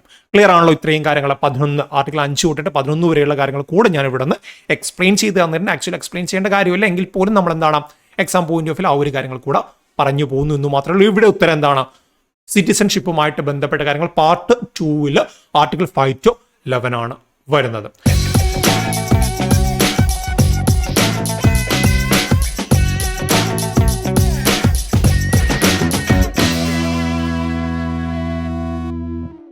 നെക്സ്റ്റ് എന്താണ്? KA Najeeb vs union of India case deal with the violation of rights under. നമ്മൾ കഴിഞ്ഞ തവണ ചോദിച്ച ആ ഒരു CGL റീസെന്റ് ആയിട്ടുള്ള CGL ക്വസ്റ്റ്യൻസ് ആണല്ലോ ചർച്ച ചെയ്യുന്നത്. അവിടെ നമുക്ക് ഒരുപാട് ചോദ്യങ്ങൾ പല കേസുമായിട്ട് വേർഡിക്റ്റുമായിട്ട് റീസെന്റ് ആയിട്ട് നടന്ന ഒരുപാട് കേസുമായിട്ട് ബന്ധപ്പെട്ട ചോദ്യങ്ങൾ വന്നിട്ടുണ്ട്. റീസെന്റ് ആയിട്ട് സുപ്രീം കോടതി വിധി പ്രസ്താവിച്ച ഒരുപാട് കേസുമായിട്ട് ഇനി അങ്ങോട്ട് ചർച്ച ചെയ്യാൻ നിങ്ങൾക്ക് മനസ്സിലാവും. ഒരുപാട് കേസുമായിട്ട് ബന്ധപ്പെട്ട കാര്യങ്ങൾ വന്നിട്ടുണ്ട്. സോ നമ്മൾ പഠിക്കുന്ന സമയത്ത് എന്താണ്, ഇനി 2024 പഠിക്കുന്ന സമയത്ത് ഇതുപോലെ വളരെ സുപ്രധാനമായുള്ള കേസുകളുടെ സുപ്രീം കോടതി വിധി ഒന്ന് വായിച്ചു പോകാൻ വേണ്ടി ശ്രമിക്കണം. ഓക്കെ, കാരണം ഒരുപാട് ചോദ്യങ്ങൾ ഇനി അങ്ങോട്ട് ചർച്ച ചെയ്യാൻ നിങ്ങൾക്ക് മനസ്സിലാവും. ഒരുപാട് ചോദ്യങ്ങൾ ഇതുപോലെ സുപ്രീം കോടതിയുടെ വിധിയുമായിട്ട് ബന്ധപ്പെട്ട് വന്നിട്ടുണ്ട്. ഇവിടെ എന്താണ് ചോദ്യം? KA Najeeb vs union of India case deal with the violation of rights under dash എന്നാണ് ഇവിടെ പറഞ്ഞത്. ഈ ഒരു കാര്യം എന്താണെന്ന് വെച്ചാൽ നിങ്ങൾക്ക് പെട്ടെന്ന് KA Najeeb vs union of India എന്ന് പറയുന്ന ആ ഒരു കേസ് പറഞ്ഞാൽ മനസ്സിലാവണമെന്നില്ല. ഈ ഒരു കേസ് എന്താണെന്ന് വെച്ചാൽ നിങ്ങൾ തൊടുപുഴയിലെ കൈവെട്ട് കേസുമായിട്ട് ബന്ധപ്പെട്ട കാര്യം ഓർമ്മയുണ്ടോ? TA ജോസഫ് എന്ന് പറയുന്ന പ്രൊഫസറുമായിട്ട് ബന്ധപ്പെട്ട് അദ്ദേഹം എന്താണ് മതപരമായുള്ള ചില കാര്യങ്ങൾ അല്ലെങ്കിൽ ചില പ്രശ്നങ്ങൾ കോൺട്രവേഴ്സിയുമായിട്ട് ബന്ധപ്പെട്ട് ഒരു കാര്യം ഉണ്ടായിരുന്നു അദ്ദേഹവുമായിട്ട് ബന്ധപ്പെട്ട്, അതുമായിട്ട് ബന്ധപ്പെട്ട് ഓക്കെ ആ ഒരു കാര്യവുമായിട്ട് ബന്ധപ്പെട്ടിട്ട് അദ്ദേഹത്തിന്റെ കൈപ്പത്തി വെട്ടി മാറ്റുന്ന രീതിയിൽ കുറച്ച് ക്രിമിനൽ സംഘങ്ങൾ ഉണ്ടായിരുന്നു. ആ ഒരു ക്രിമിനൽ സംഘവുമായിട്ട് ബന്ധപ്പെട്ട ഒരു വ്യക്തിയാണ് KA നജീബ് എന്ന് പറയുന്നത്. ഈ ഒരു KA നജീബുമായിട്ട് ബന്ധപ്പെട്ട ഒരു കേസ് കൂടിയാണ് KA Najeeb vs union of India. ഈ ഒരു കേസിന് ആസ്പദമായുള്ള സംഭവം ഞാൻ ഓൾറെഡി പറഞ്ഞു. പ്രൊഫസർ TJ ജോസഫിന്റെ കൈവെട്ടി മാറ്റിയ ആ ഒരു സംഭവമാണല്ലേ. ഇതിനെ തുടർന്നിട്ട് എന്താണ്, ഈ ഒരു സംഭവത്തെ തുടർന്നിട്ട് നജീബിനെ എന്താണ് NIA അറസ്റ്റ് ചെയ്തു അല്ലെ. NIA നജീബിനെ അറസ്റ്റ് ചെയ്തൊക്കെ നിങ്ങൾ വായിച്ചിട്ടുണ്ടാവും. അത് കുറ്റപത്രം സമർപ്പിക്കുകയും ചെയ്യുന്നുണ്ടായിരുന്നു. ആ കുറ്റപത്രം സമർപ്പിക്കുന്ന സമയത്ത് UAPA ചുമർത്തിയിട്ടുണ്ടായിരുന്നു. അതായത് unlawful activities prevention act UAPA ചുമത്തുകയും ചെയ്യുന്നുണ്ടായിരുന്നു. അങ്ങനെ ഈ ഒരു കേസുമായിട്ട് ബന്ധപ്പെട്ട കാര്യങ്ങളുമായിട്ട് ബന്ധപ്പെട്ട നജീബിന് NIA 4 വർഷം ജാമ്യം ലഭിക്കാത്ത രീതിയിൽ, 4 വർഷം എന്താണ് ജാമ്യം പോലും ലഭിക്കാത്ത രീതിയിൽ വിചാരണ തടവുകാരനായിട്ട് പാർപ്പിച്ചിട്ടുണ്ട്. ഓക്കെ, ഈ ഒരു വിചാരണ തടവുകാരനായിട്ടാണ് പാർപ്പിച്ചത്. 4 വർഷം എന്നാണ് വിചാരണ തടവുകാരനായിട്ടാണ് നജീബിനെ പാർപ്പിച്ചിട്ടുണ്ടായിരുന്നത്. ഒടുവിൽ കേരള ഹൈക്കോടതിയുമായിട്ട് ബന്ധപ്പെട്ട് നജീബ് അപ്പീൽ പോവുകയും അങ്ങനെ അപ്പീൽ പോയ സമയത്ത് ജാമ്യം നൽകുന്ന രീതിയിൽ കാര്യങ്ങൾ വരികയും ചെയ്തു അല്ലെ. ഈ ഒരു സുപ്രീം കോടതിയിൽ എത്തിയില്ല. കേരള ഹൈക്കോടതി ഇതുമായിട്ട് ബന്ധപ്പെട്ട് നജീബിന് ജാമ്യം നൽകുകയും ചെയ്തു. എന്നാൽ കേരളം ഇതിനെതിരായിട്ട് ഹർജി നൽകുകയും ചെയ്തു സുപ്രീം കോടതിയിൽ. ഇതിനെതിരായിട്ട് ഇങ്ങനെ ജാമ്യം നൽകാൻ വേണ്ടി പാടില്ല, കുറ്റവാളിയാണെന്നൊക്കെ പറഞ്ഞിട്ട് സുപ്രീം കോടതിയിൽ കേരളം ഇതുമായിട്ട് അപ്പീൽ ഫയൽ ചെയ്തെങ്കിൽ പോലും സുപ്രീം കോടതി ഇത് നോക്കിക്കണ്ടത് വേറൊരു ആംഗിളിലാണ്. അതായത് സുപ്രീം കോടതി പറഞ്ഞ ഇങ്ങനെയാണ്, കുറ്റക്കാരായവർക്ക് പോലും 8 വർഷത്തിൽ കൂടുതൽ ശിക്ഷ ലഭിക്കാത്ത കുറ്റകൃത്യത്തിൽ 5.5 വർഷത്തിലധികമായിട്ട് നജീബ് വിചാരണ തടവുകാരനായിട്ട് ജാമ്യം പോലും ലഭിക്കാതെ ഉണ്ട്. ഓൾറെഡി കുറ്റവാളി തന്നെയാണ്. ബട്ട് നമ്മുടെ ഇന്ത്യയിൽ ഇന്ത്യൻ നിയമവ്യവസ്ഥ പ്രകാരം കുറ്റവാളികൾക്ക് പോലും ചില അവകാശങ്ങൾ വരുന്നുണ്ട്. സോ 5.5 വർഷത്തിലധികമായിട്ട് ജാമ്യം പോലും ലഭിക്കാതെ വിചാരണ തടവുകാരനാണ് എന്ന രീതിയിൽ കോടതിക്ക് മനസ്സിലാവുകയും ചെയ്തു. ഇത് എന്തിന് എഗെയിൻസ്റ്റ് ആണ്? ഇത് speedy trial and access to justice എന്ന നമ്മുടെ ഇന്ത്യൻ കോൺസ്റ്റിറ്റ്യൂഷനുമായിട്ട് ബന്ധപ്പെട്ട ജുഡീഷ്യൽ സിസ്റ്റത്തിന് ആ ഒരു സ്പീഡ് വളരെ വേഗത്തിൽ ന്യായം ലഭ്യമാവും, നീതി ലഭ്യമാവും എന്നതിന് എതിരാണല്ലേ. അതുപോലെ തന്നെ ആർട്ടിക്കിൾ 21 ലംഘനമായിട്ടും ഇതിനെ കാണുന്നുണ്ട്. ഓക്കെ, ആർട്ടിക്കിൾ 21 നമുക്ക് ജീവിക്കാനുള്ള അവകാശമാണല്ലേ. ജീവിക്കാനുള്ള അവകാശം എന്ന് പറയുന്ന സമയത്ത് ഈ ഒരു വിചാരണ തടവുകാരനായിട്ടാണ് ആ ഒരു കുറ്റവുമായിട്ട് ബന്ധപ്പെട്ട് ഫൈനലായുള്ള വേർഡിക്റ്റിന്റെ കാര്യങ്ങൾ വരുന്നില്ല, വിചാരണ തടവുകാരനായിട്ടാണ് പാർപ്പിച്ചുള്ളത്. സോ ഇത് എന്തിന്റെ ലംഘനമായിട്ട് കണ്ടു? ആർട്ടിക്കിൾ 21 ലംഘനമായിട്ട് സുപ്രീം കോടതി ഇതിനെ കാണുകയും ചെയ്തു. UAPA കീഴിൽ വരുന്ന കേസാണെങ്കിൽ പോലും വിചാരണയുടെ ആ ഒരു തടവ് കാലതാമസം എന്താണ്, ഈ ഒരു വിചാരണയുമായിട്ട് ബന്ധപ്പെട്ടിട്ട് നീളുന്ന കാലതാമസം ഉണ്ടല്ലോ, അതിന്റെ പശ്ചാത്തലത്തിൽ ജാമ്യം നിഷേധിക്കാൻ വേണ്ടി പറ്റില്ല. അങ്ങനെ ജാമ്യം നിഷേധിക്കുന്നത് ഫണ്ടമെന്റൽ റൈറ്റ്സിന്റെ വയലേഷൻ ആണ്, ആർട്ടിക്കിൾ 21 വയലേഷൻ ആണെന്ന് സുപ്രീം കോടതി വിലയിരുത്തുകയും ചെയ്തു. മനസ്സിലായല്ലോ? ആക്ച്വലി കെ നജീബ് എന്ന് പറയുന്ന വ്യക്തി കുറ്റക്കാരൻ തന്നെയാണ്. ബട്ട് കുറ്റക്കാരനാണെങ്കിൽ പോലും അവിടെ ചില റൈറ്റ്സ് വരുന്നുണ്ട്. ആർട്ടിക്കിൾ 21 പ്രകാരം എന്താണ്, UAPA ചുമത്തിയാൽ പോലും അവിടെ എന്താണ്, ഈ ഒരു വിചാരണ നീണ്ടു പോകുന്ന കാലയളവിൽ ഫണ്ടമെന്റൽ റൈറ്റ്സിന്റെ വയലേഷൻ ആണെന്ന് സുപ്രീം കോടതി കാണുകയും അങ്ങനെ സുപ്രീം കോടതി ഒരു വിധി പ്രസ്താവിക്കുകയൊക്കെ ചെയ്തിട്ടുണ്ടായിരുന്നു. ഓക്കെ, അതാണ് ഇവിടെ വരുന്ന കേസ്. നമ്മൾ പറഞ്ഞു വന്നപ്പോൾ കേരളത്തിലെ കേസായിട്ടുണ്ടല്ലേ, കേരളത്തിലെ കേസ് തന്നെയാണ് ഇത് വരുന്നത്. നമ്മൾക്ക് ന്യൂസ് പേപ്പറിലൊക്കെ വായിച്ചിട്ടുണ്ടാകും. കാര്യം ആർട്ടിക്കിൾ 21 വയലേഷൻ എന്ന് പറഞ്ഞുകൊണ്ടാണ് സുപ്രീം കോടതി ഇതുമായിട്ട് ബന്ധപ്പെട്ടിട്ട് വിധി പ്രസ്താവിച്ചിട്ടുണ്ടായിരുന്നു. ആ ഒരു രീതിയിലൊന്ന് ഓർത്തു വെക്കണം. നെക്സ്റ്റ് എന്താണ്, who holds the authority of transferring judges from one high court to another ഹൈക്കോടതി. എന്താണ്, നമ്മുടെ ഇന്ത്യയിൽ ജഡ്ജസ് വരുന്നുണ്ടല്ലോ, ഹൈക്കോടതിയുമായിട്ട് ബന്ധപ്പെട്ട ജഡ്ജസ്, സുപ്രീം കോടതി അല്ല, സുപ്രീം കോടതി ഒന്നേ ഉള്ളൂ. ഹൈക്കോടതിയുമായിട്ട് ബന്ധപ്പെട്ട് എന്താണ്, ഒരുപാട് ഹൈക്കോടതികൾ വരുന്നുണ്ട്. കേരള ഹൈക്കോടതി, തമിഴ്നാട്, അങ്ങനെ ഒരുപാട് ഹൈക്കോടതി വരുന്നുണ്ട് അല്ലേ. സോ ഒരു ഹൈക്കോടതിയിലെ ജഡ്ജിനെ മറ്റൊരു ഹൈക്കോടതിയിലേക്ക് ട്രാൻസ്ഫർ ചെയ്യാനുള്ള അധികാരം ആർക്കാണ് ഇന്ത്യയിൽ ഉള്ളതെന്നാണ് ചോദ്യം വരുന്നത്. ഓപ്ഷൻ എന്തൊക്കെയാണ്, senior most judge of supreme court, chief justice of supreme court, അതുപോലെ തന്നെ president of India, the law minister of India. So ഇവിടെ ഉത്തരം വരുന്നത് ഇന്ത്യയുടെ പ്രസിഡന്റാണ് ഈ പറയുന്ന അധികാരങ്ങൾ വരുന്നത്. ബട്ട് അവിടെ ഒരു കാര്യം നോക്കാനുണ്ട്. ഓക്കെ, ഇന്ത്യയുടെ പ്രസിഡന്റാണ് അധികാരം വരുന്നത്. ചോദ്യം എങ്ങനെയാണ്, who holds the authority of transferring judges from one high court to another high court എന്നാണ് പറഞ്ഞത്. സോ ആ അതോറിറ്റി ആരിലാണ് അധിഷ്ഠിതം, പ്രസിഡന്റ് ഓഫ് ഇന്ത്യയാണ് അധിഷ്ഠിതം എന്ന് ഓൾറെഡി പറഞ്ഞു. ബട്ട് അവിടെ അങ്ങനെ ഒരു ട്രാൻസ്ഫർ ഉണ്ടെങ്കിൽ അത് ചീഫ് ജസ്റ്റിസുമായിട്ട് കൂടിയാലോചിച്ച ശേഷം മാത്രമേ പ്രസിഡന്റ് ഈ ഒരു തീരുമാനം എടുക്കത്തുള്ളൂ. ആർട്ടിക്കിൾ 222 ഈ ഒരു കാര്യം പ്രതിപാദിക്കുന്നത്. ആർട്ടിക്കിൾ 222 പ്രകാരം പ്രസിഡന്റിന് ഇത്തരത്തിൽ സുപ്രീം കോടതി ചീഫ് ജസ്റ്റിസുമായിട്ട് കൂടിയാലോചിച്ച എന്താണ്, ഒരു ജഡ്ജിയെ ഒരു ഹൈക്കോടതിയിൽ നിന്ന് മറ്റൊരു ഹൈക്കോടതിയിലേക്ക് ട്രാൻസ്ഫർ ചെയ്യാൻ വേണ്ടിയിട്ട് പറ്റും. ഇതിന് മുൻകൈ എടുക്കുന്നത് ചീഫ് ജസ്റ്റിസ് ഓഫ് ഇന്ത്യ തന്നെയാണ്. ബട്ട് ആരുടെ നാമധേയത്താണ്, അല്ലെങ്കിൽ ആരാണ് ഇത് ട്രാൻസ്ഫർ ചെയ്യുന്നത്, പ്രസിഡന്റ് ആണ് അല്ലെ. പറഞ്ഞു വരുന്ന സമയത്ത് പ്രസിഡന്റ് ആണ് ഫൈനൽ പവർ ആയിട്ട് വരുന്നത്. സുപ്രീം കോടതി ചീഫ് ജസ്റ്റിസുമായിട്ട് കൂടി ആലോചിച്ചിട്ട് മാത്രമാണ് വരുന്നത്. നമ്മൾ ചോദ്യം കാണുന്ന സമയത്ത് ചാടി കയറിയിട്ട് ഓപ്ഷൻ എ ഒക്കെ ചീഫ് ജസ്റ്റിസ് ഓഫ് ഇന്ത്യ ആണെങ്കിൽ അവിടെ എഴുതാനുള്ള സാധ്യതയുണ്ട്. ചീഫ് ജസ്റ്റിസ് ഓഫ് ഇന്ത്യയോട് കൂടി ആലോചിച്ച ശേഷം മാത്രമേ കാര്യങ്ങൾ എടുക്കുന്നുള്ളൂ. ബട്ട് അവിടെ ട്രാൻസ്ഫറിംഗ് അതോറിറ്റി ആർക്കാണ്, പ്രസിഡന്റ് ഓഫ് ഇന്ത്യക്കാണ്. ആ രീതിയിൽ കാര്യങ്ങളൊന്ന് ഇമ്പോർട്ടൻ്റ് ആയിട്ട് ഓർത്തു വയ്ക്കണം. ഓക്കെ, ക്ലിയർ ആണല്ലോ. നെക്സ്റ്റ് ചോദ്യം എന്താണ്, which of the following options conveys the meaning of word republic in the Indian constitution. Indian ഭരണഘടനയിൽ എന്താണ് റിപ്പബ്ലിക് എന്ന് പറഞ്ഞൊരു ടേം ഉണ്ടല്ലേ. ഇന്ത്യ എന്താണ്, റിപ്പബ്ലിക് ആണെന്ന് നമ്മൾ പറയുന്നുണ്ടല്ലേ. ആ റിപ്പബ്ലിക് എന്ന് പറയുന്ന ടേം എന്തിനെ സൂചിപ്പിക്കുന്നു എന്നാണ് അർത്ഥം വരുന്നത്. ഓക്കെ, റിപ്പബ്ലിക് എന്ന് പറഞ്ഞാൽ അതിന്റെ അർത്ഥം എന്താണെന്ന് വെച്ചാൽ നമ്മുടെ ഹെഡ്. ഓക്കെ, ഇന്ത്യയുടെ ഹെഡ് എന്ന് പറയുമ്പോൾ എന്താണ്, ഇന്ത്യയുടെ നോമിനൽ ഹെഡായിട്ട് വരുന്നത് പ്രസിഡന്റും റിയൽ ഹെഡായിട്ട് വരുന്ന ആരാണ്, പ്രൈം മിനിസ്റ്ററുമാണ് അല്ലേ. ഇവിടെ പ്രസിഡന്റ് ആയാലും പ്രൈം മിനിസ്റ്റർ ആയാലും അവർക്ക് എങ്ങനെയാണ് വരുന്നത്, അവരൊക്കെ ഇലക്റ്റഡ് ഹെഡാണ് അല്ലേ. പ്രൈം മിനിസ്റ്റർ ഡയറക്ട്ലി എലക്ട് ചെയ്യപ്പെടുന്നു, പ്രസിഡന്റ് ആണെങ്കിൽ ഇൻഡയറക്ട്ലി ഒരു ഇലക്ട്രൽ കോളേജ് വെച്ചിട്ട് എലക്ട് ചെയ്യപ്പെടുന്നു. ഇവിടെ എന്താണ്, ഇവിടെ കാര്യം എലക്റ്റഡ് ഹെഡാണ്, അല്ലാതെ ഒരു രാജവംശം വന്നിട്ട്, അതായത് നമുക്ക് 1951 ഉണ്ടായിരുന്ന പ്രസിഡന്റ് മകൻ വീണ്ടും പ്രസിഡന്റ് ആവുന്നു, ആ പ്രസിഡന്റ് മകൻ വീണ്ടും പ്രസിഡന്റ് ആവുന്നു, അങ്ങനെ ഹെറിഡിറ്ററി ആയിട്ടാണോ നമ്മുടെ ഇന്ത്യയിൽ പ്രസിഡന്റ് തെരഞ്ഞെടുക്കപ്പെടുന്നത്? ഒരിക്കലുമല്ല.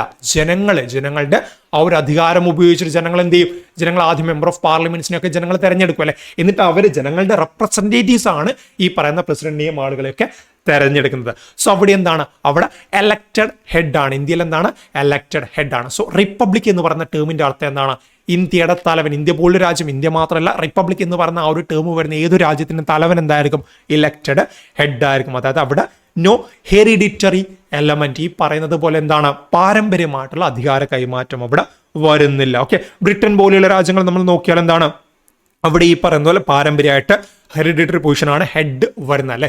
അതായത് ഒരു രാജ്ഞിയാണെങ്കിൽ രാജ്ഞിയുടെ മകൻ അല്ലെങ്കിൽ മകള്, ആ രീതിയിൽ ഇങ്ങനെ അധികാരം കൈമാറി പോവുകയാണ് അല്ലേ. ബട്ട് റിപ്പബ്ലിക് സ്റ്റേറ്റ്സിൽ എന്താണ്, ഹെഡ് ഓഫ് ദി സ്റ്റേറ്റ് എപ്പോഴും എന്താണ്, എലക്റ്റഡ് ആയിരിക്കും. അത് ഡയറക്ട്ലി എലക്റ്റഡ് ആവാം, ഇൻഡയറക്ട്ലി എലക്റ്റഡ് ആവാം, ഏത് രീതിയിൽ വേണമെങ്കിലും ആവാം. ബട്ട് അവിടെ എലക്റ്റഡ് ആയിരിക്കും. ഓക്കെ, ക്ലിയർ ആണല്ലോ, അവിടെ എലക്റ്റഡ് ആയിരിക്കും. ഇപ്പോൾ നിങ്ങൾക്ക് മനസ്സിലായിട്ടാണ്, ഞാൻ ഓൾറെഡി പൊളിറ്റിയുടെ ക്ലാസ്സിൽ പറഞ്ഞൊരു കാര്യം കൂടിയാണ്. നമ്മുടെ പ്രസിഡന്റ് ഇലക്ട്രൽ കോളേജുമായിട്ട് ബന്ധപ്പെട്ട് വരുന്ന അംഗങ്ങൾ ഒരു നോമിനേറ്റഡ് മെമ്പർ പോലും ഇല്ല. Electoral college, president electoral college detail ആയിട്ട് ഞാൻ പറഞ്ഞിട്ട് അവിടെ നമുക്ക് എന്താണ്, എല്ലാം എന്താണ്, എലക്റ്റഡ് മെമ്പേഴ്സ് ആണ്. അവിടെ എല്ലാം എലക്റ്റഡ് മെമ്പേഴ്സ് ആണ്. ലോക്സഭയായാലും അതുപോലെ തന്നെ സ്റ്റേറ്റ് ലെജിസ്ലേച്ചർ ആയാലും അവിടെയൊക്കെ എന്താണ് ഇലക്ടഡ് മെമ്പേഴ്സ് മാത്രമേ പ്രസിഡന്റ് ഇലക്ടഡ് കോളേജിൽ വരുന്നില്ല. ഒരു നോമിനേറ്റഡ് മെമ്പർ പോലും വരുന്നില്ല. കാരണം എന്താണ്, അത് ഈ റിപ്പബ്ലിക് ഫീച്ചറുമായിട്ട് ബന്ധപ്പെട്ട് വരുന്നുണ്ട്. പ്രസിഡന്റ് എന്ന് പറയുന്നത് ഇലക്ടഡ് മെമ്പേഴ്സ് ആണ്. അത് ഡയറക്ട്ലി ആവും ഇൻഡയറക്ട്ലി ആവും. ബട്ട് അവിടെ എന്താണ് നോമിനേറ്റഡ് ആയിട്ടുള്ള ആളുകൾ വരുന്നില്ല. അതുകൊണ്ടാണ് ആ ഒരു ഇലക്ടറൽ കോളേജിലും പറയുന്ന സമയത്ത് ഞാൻ അവിടെ പറയുമ്പോൾ ക്ലാസ്സിൽ വിട്ടുപോയിട്ടുണ്ടെന്ന് തോന്നുന്നു. അങ്ങനെ വിട്ടുപോയിട്ടുണ്ടെന്ന് തോന്നുന്നെങ്കിൽ ഇവിടെ ഒന്ന് ആഡ് ചെയ്താൽ മതി ആ ഒരു കാര്യം. ഇന്ത്യ അതുപോലെ US പോലുള്ള രാജ്യങ്ങളിൽ എന്താണ് റിപ്പബ്ലിക്കാണ് അവിടെ ഹെഡ് ഡയറക്ട്ലി അല്ലെങ്കിൽ ഇൻഡയറക്ട്ലി ആണ് എലക്ട് ചെയ്യുന്നത്. നമ്മുടെ ഇന്ത്യയിൽ ഇലക്ടറൽ കോളേജ് എന്താണ്, ഇലക്ടറൽ കോളേജിലും ഇലക്ടഡ് റെപ്രസെൻറ്റേറ്റീവ്സ് മാത്രമാണ്. ഒരു നോമിനേറ്റഡ് മെമ്പർ പോലും എന്താണ് ഇലക്ടറൽ കോളേജ് നമുക്ക് കാണാൻ വേണ്ടി സാധിക്കത്തില്ല. ഇലക്ടറൽ കോളേജ് എന്ന് പറയുന്നത് എന്താണ്, പ്രസിഡന്റുമായിട്ട് ഇന്ത്യയുടെ പ്രസിഡന്റ് തെരഞ്ഞെടുക്കാൻ, അല്ലാതെ സാധാരണ ലോക്സഭ ഇലക്ഷൻ പോലെ നിയമസഭാ ഇലക്ഷൻ പോലെ ഓരോ ആളുകൾ പോയിട്ട് വോട്ട് ചെയ്തിട്ടാണോ ചെയ്യുന്നത്? അല്ല. ഈ പറയുന്ന പ്രൊപ്പോർഷൻ റെപ്രസെൻറ്റേഷൻ ഒക്കെ വെച്ചിട്ട് നമ്മൾ ലോക്സഭയിലേക്ക് അങ്ങോട്ട് വിട്ട എലക്റ്റഡ് മെമ്പേഴ്സ് മാത്രം ഭാഗമായിട്ടാണ് ഈ പറയുന്ന പ്രസിഡന്റിനെ തെരഞ്ഞെടുക്കുക. അതിന്റെ ഡീറ്റെയിൽ ആയിട്ട് നമ്മൾ പറഞ്ഞിട്ടുണ്ട്. എങ്ങനെയാണ് പ്രസിഡന്റ് ഇലക്ഷൻ എന്നൊക്കെ നമ്മൾ പറഞ്ഞിട്ടുണ്ട്. പ്രൊപ്പോർഷൻ റെപ്രസെൻറ്റേഷൻ എങ്ങനെയാണ് വരുന്നതെന്നൊക്കെ നമ്മൾ പറഞ്ഞിട്ടുണ്ട്. എന്ത് ചെയ്യും, എത്ര ആളുകളുണ്ട്, 3 പേരുണ്ടെങ്കിൽ 3 പേരുടെ പേരുകളും അവിടെ എഴുതും അല്ലെ. എന്നിട്ട് ഏറ്റവും കൂടുതൽ 1ാം സ്ഥാനത്തിന് വോട്ട് കിട്ടുന്നത്, അത് XYZ എന്ന് പറയുന്ന 3 വ്യക്തികളുണ്ടെങ്കിൽ ഓരോ ആൾക്കും എന്താണ്, ഓരോ ഇലക്ടഡ് മെമ്പറിനും തന്റെ പ്രാധാന്യം, വൈക്കാണ് 1ാം സ്ഥാനമെങ്കിൽ വൈക്ക് നൽകി, എക്സിനാണ് 2ാം സ്ഥാനം, സെഡിനാണ് 3ാം സ്ഥാനമെങ്കിൽ ഈ രീതിയിൽ ചെയ്യാം അല്ലെ. എന്നിട്ട് ഏറ്റവും കൂടുതൽ 1ാം സ്ഥാനം വന്നത് ആർക്കാണോ ആ ഒരു വ്യക്തി എന്താണ്, ആ ഒരു വ്യക്തി കോറം തികയ്ക്കുന്നുണ്ടെങ്കിൽ 50+1 വേണമെന്നൊരു കോറം ഉണ്ട് അല്ലെ. ആ ഒരു കോറം തികയ്ക്കുന്നുണ്ടെങ്കിൽ, അതുപോലെ തന്നെ MPസിൻ്റെ ആയിട്ടും MLAസിൻ്റെ ആയിട്ടും വോട്ട് വാല്യൂ ഒക്കെ വരുന്നുണ്ട്. ആ ഒരു വോട്ട് വാല്യൂ സ്റ്റേറ്റിനനുസരിച്ചിട്ട് MLAക്ക് ഓരോന്ന് ഡിപ്പെൻഡ് ആണ്. ആ ഒരു പോപ്പുലേഷനും കാര്യങ്ങളൊക്കെ ആയിട്ട് ബന്ധപ്പെട്ടിട്ട് നമ്മൾ ഡീറ്റെയിൽ ആയിട്ട് ഞാൻ കാര്യങ്ങൾ പറഞ്ഞിട്ടുണ്ട്. അതുകൊണ്ടാണ് ഈ ഒരു കാര്യം ജസ്റ്റ് ഞാൻ പറഞ്ഞു പോകുന്നത്. സോ എങ്ങനെയാണെന്നൊക്കെ ഡീറ്റെയിൽ ആയിട്ട്, വളരെ ഡീറ്റെയിൽ ആയിട്ട് തന്നെ നമ്മുടെ പൊളിറ്റിയുടെ ലേറ്റസ്റ്റ് ആയിട്ട് വന്ന പൊളിറ്റിയുടെ ക്ലാസ്സിൽ ഡീറ്റെയിൽ ആയിട്ട് പറയുന്നുണ്ട്. ഓക്കെ, ഇവിടെ റിപ്പബ്ലിക് എന്ന് പറയുമ്പോൾ എന്താണ്, ആ ഒരു രാജ്യവുമായിട്ട് ബന്ധപ്പെട്ട് അതിന്റെ ഹെഡ് എന്ന് പറയുന്നത് എലക്റ്റഡ് ഹെഡ് ആണ്, നോട്ട് ഹെറിഡിറ്ററി അല്ലെങ്കിൽ നോമിനേറ്റഡ്. ഓക്കെ, നെക്സ്റ്റ് എന്താണ്, when was International Day of Girl Child 2021 celebrated? Actually constitution പൊളിറ്റിയുമായിട്ട് ബന്ധപ്പെട്ട കാര്യമല്ല, എങ്കിൽ പോലും എന്താണ് ഗേൾ ചൈൽഡുമായിട്ട് ബന്ധപ്പെട്ട ആ ഒരു കാര്യം നമുക്ക് നോക്കാം അല്ലെ. ഒക്ടോബർ 11 തീയതിയാണ് നമ്മൾ എന്താണ് international day of girl child ആയിട്ട് ആചരിക്കുന്നത്. അങ്ങനെയാണെങ്കിൽ നിങ്ങളൊരു ഉത്തരം ആലോചിച്ച് വെച്ചാൽ, അതായത് നാഷണൽ ഗേൾ ചൈൽഡ് ഡേ എന്നാണ്. നിങ്ങളൊന്നും ആലോചിച്ച് ഞാൻ അതിനിടയിൽ ബാക്കിയുള്ള കാര്യങ്ങൾ പറയാം. നാഷണൽ ഗേൾ ചൈൽഡ് ഡേ എന്നാണെന്ന് നിങ്ങളൊന്ന് പറഞ്ഞ ഉത്തരം. 2011 UN ജനറൽ അസംബ്ലി ഇത്തരത്തിൽ October 11 international day of girl child ആയിട്ട് തീരുമാനിക്കുമെന്ന് ഒരു പ്രഖ്യാപനവും റെസൊല്യൂഷനുമായിട്ട് ബന്ധപ്പെട്ട് മുന്നോട്ടേക്ക് വരുന്നത്. അതിന്റെ ഭാഗമായിട്ട് എന്താണ് പിന്നീട് അങ്ങോട്ട് ഒക്ടോബർ 11 നമ്മൾ ഇന്റർനാഷണൽ ഗേൾ ചൈൽഡ് ഡേ ആയിട്ട് ആചരിച്ചിട്ടുണ്ട് അല്ലേ. ആ ഒരു കാര്യം മാത്രം അവിടെ പഠിച്ചു വെച്ചാൽ പൊളിറ്റിയുമായിട്ട് ബന്ധപ്പെട്ട കാര്യമായിട്ട് ബന്ധമില്ലാത്തത് കൊണ്ട് കൂടുതൽ പറയുന്നില്ല. ഞാൻ ചോദിച്ചൊരു ചോദ്യം ഉണ്ടായിരുന്നു. എന്താണ് ചോദ്യം എന്നാണ്, നാഷണൽ ഗേൾ ചൈൽഡ് ഡേ അല്ലെ ജനുവരി 24 ഓക്കെ, അറിയാമെന്ന് വിചാരിക്കുന്നു. ജനുവരി 24 മാറിപ്പോകരുത്. നെക്സ്റ്റ് എന്താണ്, the fundamental duties were added to the constitution of India by the dash അമെൻമെന്റ്. ഏത് ഭേദഗതി പ്രകാരം, അമെൻമെന്റ് പ്രകാരമാണ് ഫണ്ടമെന്റൽ ഡ്യൂട്ടി ഓൾറെഡി നമ്മൾ തുടക്കത്തിൽ പറഞ്ഞിട്ടുണ്ട് അല്ലെ.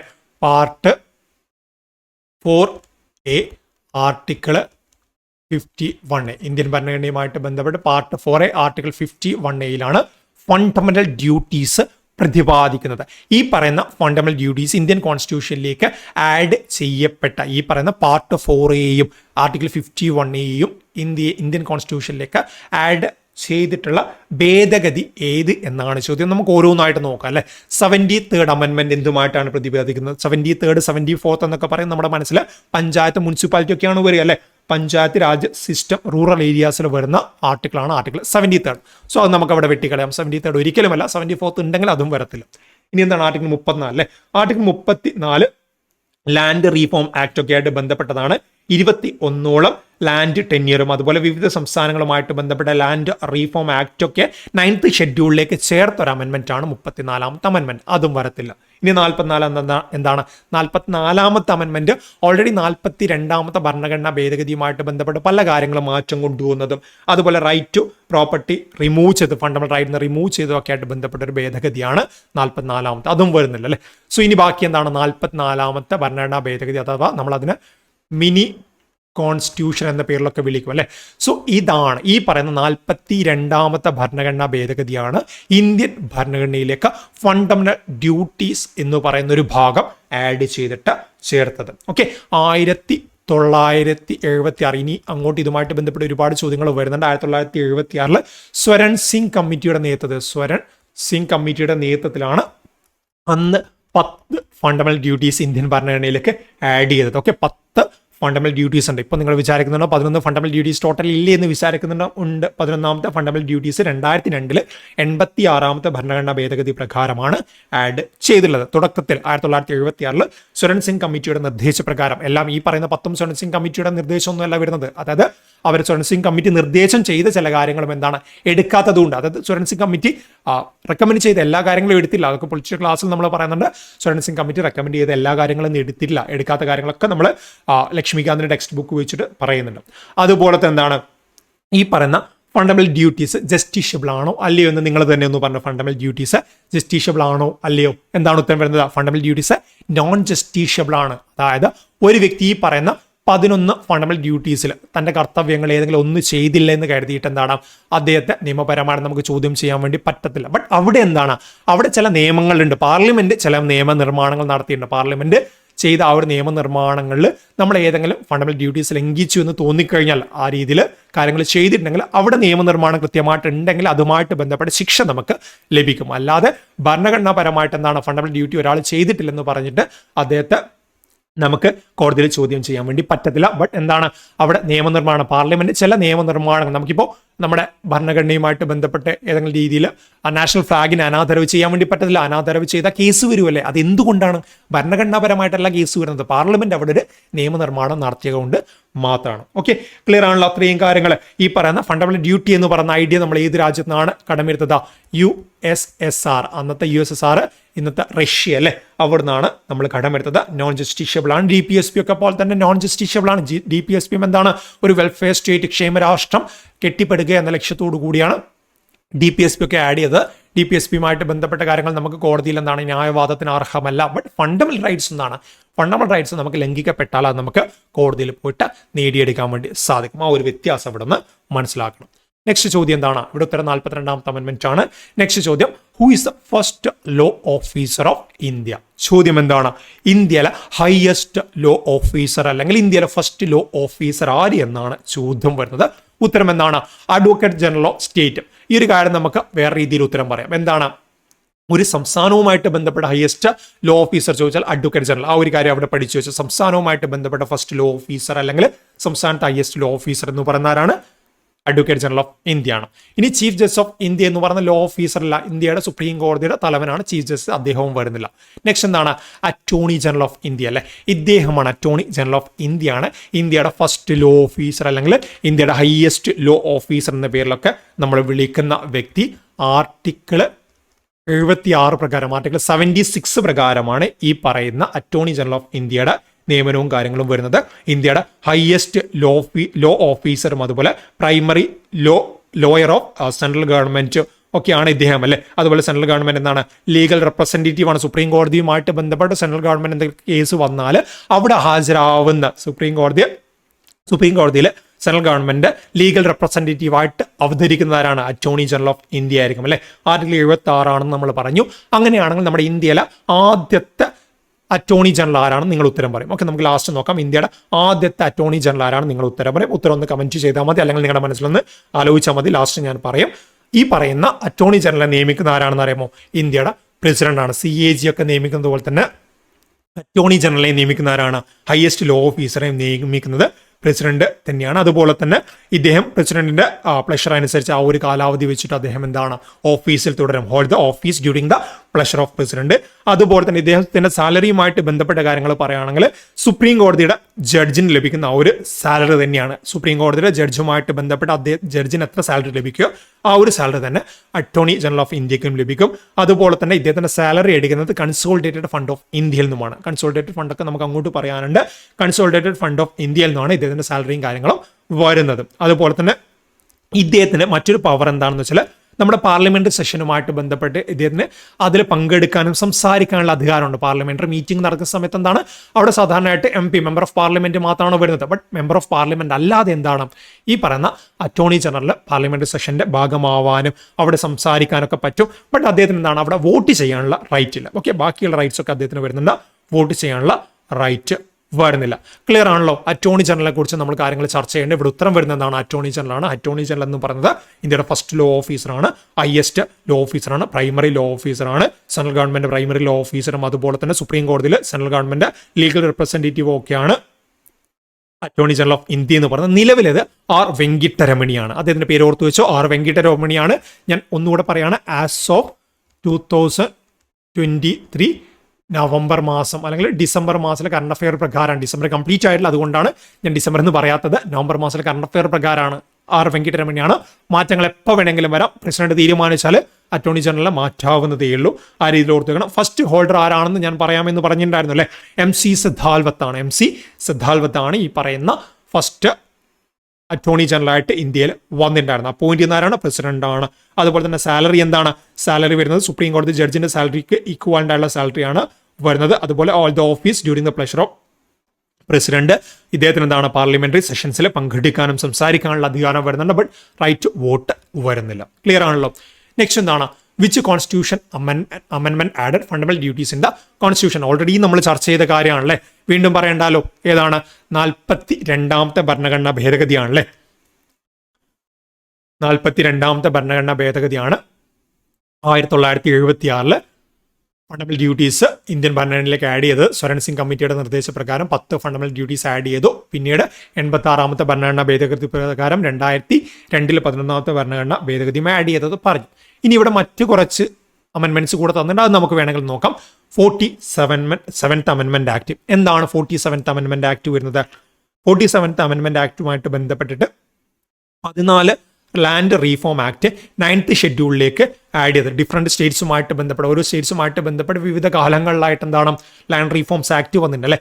അങ്ങനെ 14 ലാൻഡ് റീഫോം ആക്ട് 9th ഷെഡ്യൂളിലേക്ക് ആഡ് ചെയ്ത ഭേദഗതിയാണ് 47th അമെൻമെന്റ് ആക്ട്. ഇനി എന്താണ് 44th അമെൻമെന്റ് ആക്ട് ആണ്. 44th നമുക്കറിയാം.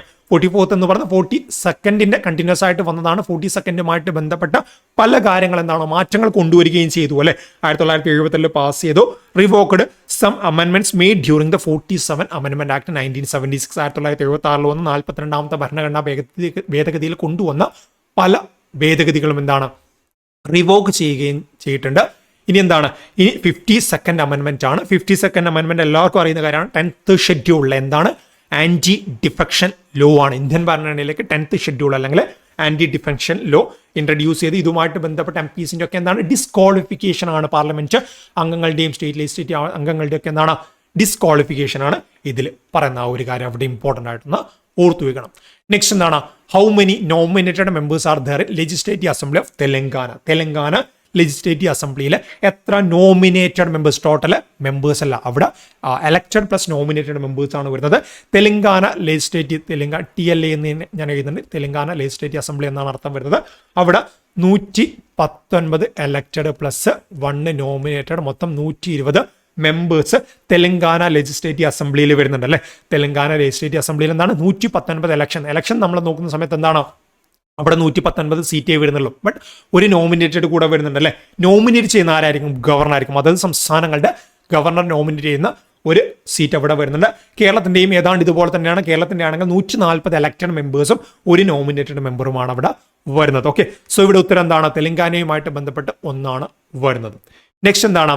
When did the drafting committee publish the first draft of the Indian Constitution? Drafting committee Indian കോൺസ്റ്റിറ്റ്യൂഷന്റെ ആദ്യത്തെ ഡ്രാഫ്റ്റ് തയ്യാറാക്കിയ ഡേറ്റ് ആണ് ചോദ്യം വരുന്നത്. ഓക്കെ, അതിനു മുൻപ് നമുക്ക് ഡ്രാഫ്റ്റിംഗ് കമ്മിറ്റിയുമായിട്ട് ബന്ധപ്പെട്ട കാര്യങ്ങൾ നോക്കാം. ഡ്രാഫ്റ്റിംഗ് കമ്മിറ്റി എന്ന് പറയുമ്പോൾ കോൺസ്റ്റിറ്റ്യൂന്റ് അസംബ്ലിയുമായിട്ട് ബന്ധപ്പെട്ട് വന്ന ഒരുപാട് കമ്മിറ്റീസിൽ വളരെ വളരെ പ്രധാനപ്പെട്ട ഒരു കമ്മിറ്റിയാണ് ഡ്രാഫ്റ്റിംഗ് കമ്മിറ്റി അല്ലെ.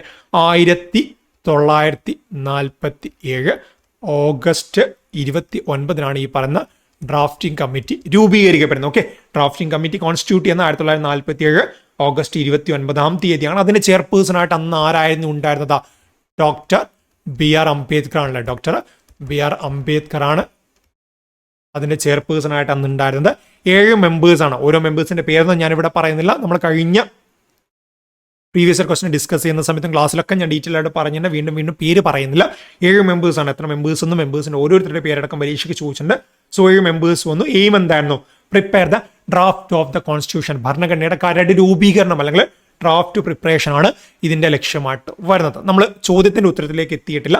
ഫസ്റ്റ് മീറ്റിംഗ് 1947 ഓഗസ്റ്റ് 29 രൂപീകരിച്ചെങ്കിലും ഫസ്റ്റ് മീറ്റിംഗ് നടക്കുന്ന ഡേറ്റ് എന്താണ്? ഫസ്റ്റ് മീറ്റിംഗ് നടക്കുന്ന ഡേറ്റ് 1947 ഓഗസ്റ്റ് 30 ഓക്കെ, ഓഗസ്റ്റ് 30 ഒരു ദിവസം കഴിഞ്ഞിട്ടാണ് ഫസ്റ്റ് മീറ്റിംഗ് നടക്കുന്നത്. നമ്മുടെ ചോദ്യവും ഫസ്റ്റ് മീറ്റിംഗ് അല്ല, ഫസ്റ്റ് ഡ്രാഫ്റ്റ്, ആദ്യത്തെ കരട് രൂപീകരിച്ച ഡേറ്റ് ആണ് ചോദിക്കുന്നത്. അങ്ങനെ ഫസ്റ്റ് ഡ്രാഫ്റ്റ് രൂപീകരിക്കുന്നത് 1949 ഫെബ്രുവരി 21 ഓക്കെ. 1948 ഫെബ്രുവരി 21 ആ രീതിയിൽ ഓർത്തു വെക്കണം. 1948 ഫെബ്രുവരി 21 1948 ഫെബ്രുവരി 21 ഫസ്റ്റ് ഡ്രാഫ്റ്റ് രൂപീകരിക്കുന്നത്. ഓക്കെ, 1948 ഫെബ്രുവരി 21 49 എന്ന് തുടക്കത്തിൽ ഞാൻ പറഞ്ഞു പോയിട്ടുണ്ട്. 48 ഫെബ്രുവരി 21 ഇതിന്റെ കരട് രൂപീകരിക്കുന്നത്.